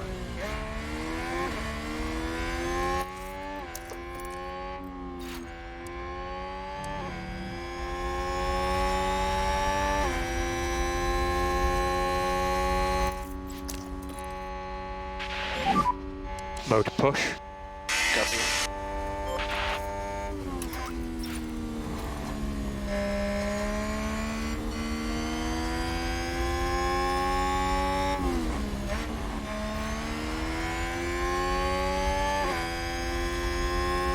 Ralph slammed him for running Haas badly, and he took that personally. I'm pretty sure he put Mick into the points, well into the points, twice this year. I mean, yeah, why would you blame the kid for This is stuff the that final his lap. uncle says? That's messed up.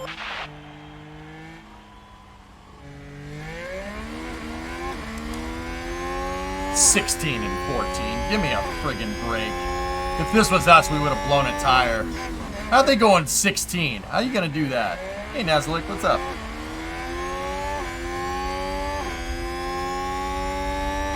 Yeah, Mr. Thu, I don't know why you would do no that. That DRS? makes no sense. Understood.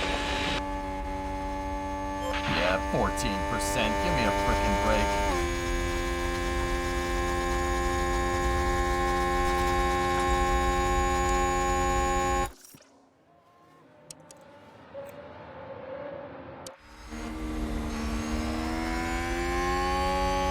Yeah, ours is not the worst either, Hellfish. Can they, like, crash here or something?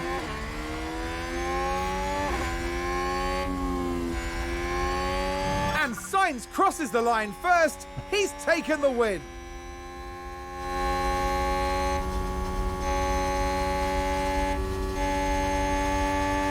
Yeah, Swag, punctures happen. These tires... 12, 12. 12, 14. I mean, I believe it with Lewis. He can manage tires really well. So can Perez. But Valtteri, George, maybe, I don't know. I guess that kind of makes sense. Saturday nights, Nazalik.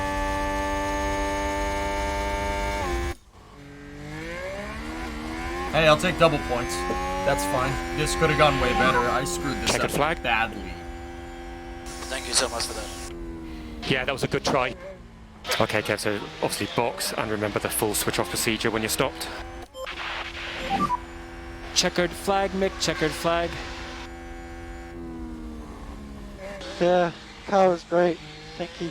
Yeah, for dropping out Q1, points are good. Race Yep, yep. complete. Over and out. All right, not the worst. Not the worst.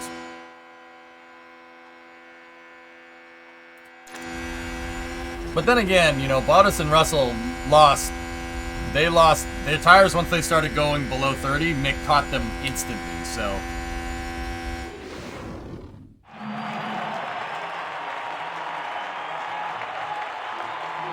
Kevin Magnussen showing us how Guess it's not, done. Tessa. A great result.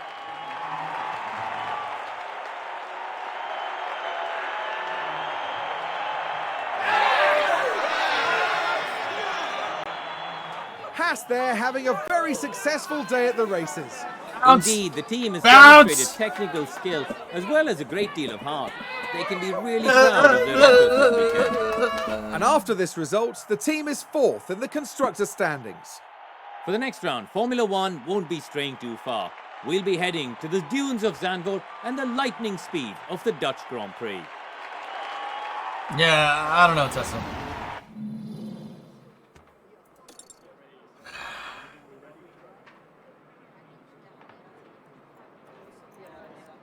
Yeah. Not the worst, though. Not the worst. It sucks watching you succeed with Haas knowing on Sunday they're going to be bad again.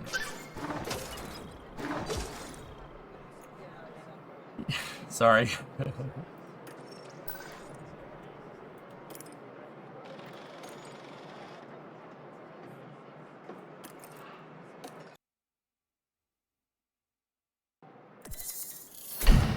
Team Hub.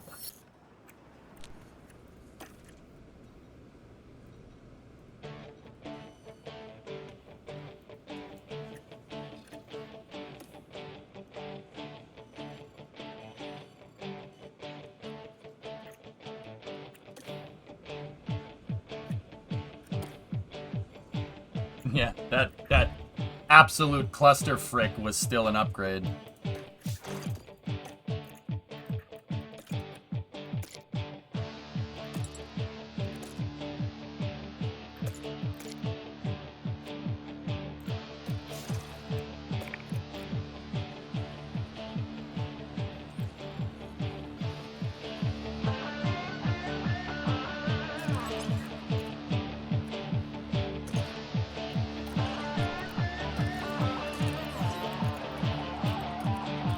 Going to the dunes.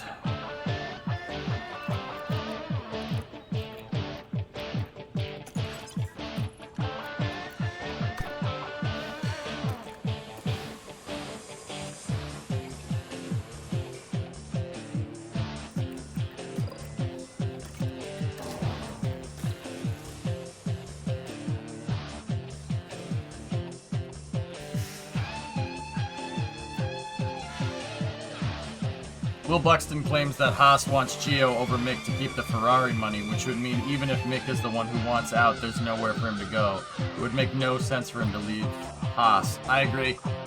And yeah, I get Gio with the Ferrari money, but Gio's just, why would you do that? I mean, it's almost like Ferrari wants to lose. What a weird idea.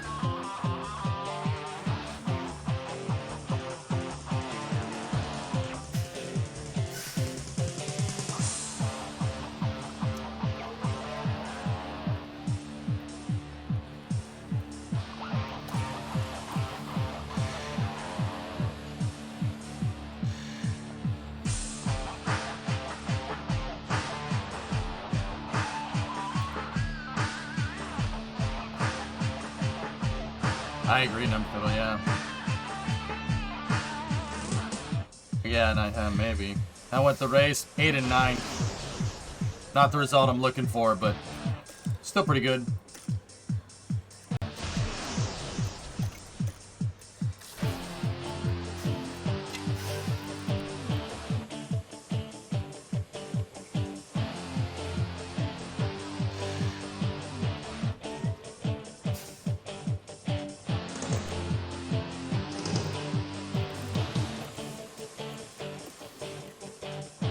Are we gonna do another race?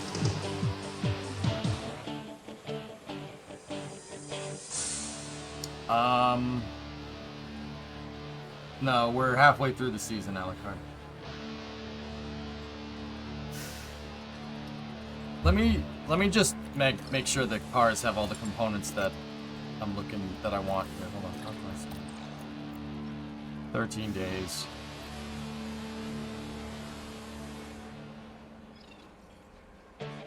I don't know, JDG.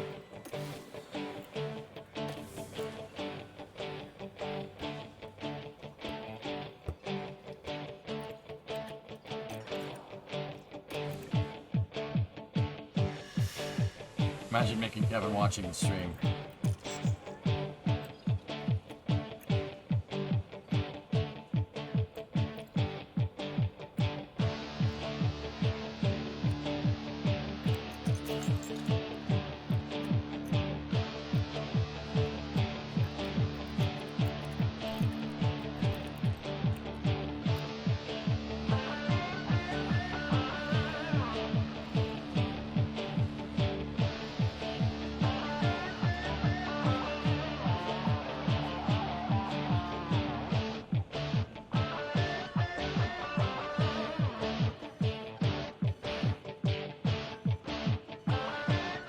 Sorry, I was just thinking about something. Anyway, car part test center upgrade. Score.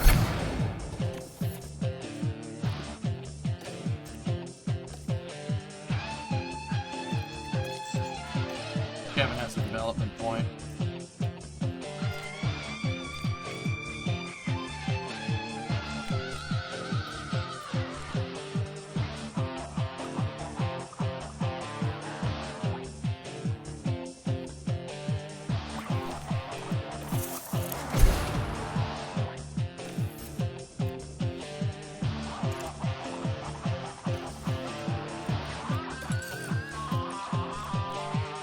I haven't got something.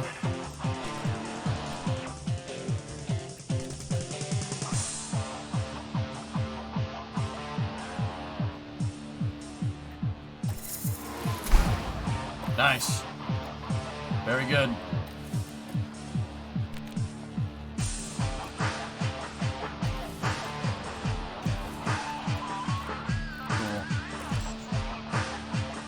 We need one more race to clean this bad taste out of our mouths.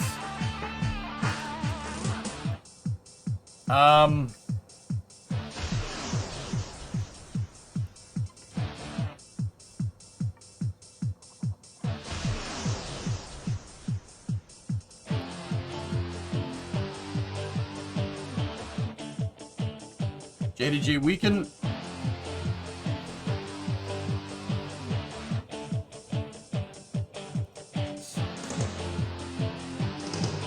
Yeah. Well, guys, I gotta do Space News. I gotta go see what happened in the National Spaceflight Council meeting. Yeah, and then we got racing after that. So yeah, we'll probably be playing F1 probably sometime next week. Yeah, and I need to do Space News because I need to figure out all the rocket launches. I gotta plan my schedule for this weekend. This weekend's gonna be ridiculous for me. I was just joking. I know what you mean, though. I'm with you. Alright, I'm gonna save the game here, guys, and I will take a break. And let's get some Space News in there. I kind of do want to keep racing, though, but it's better if we don't.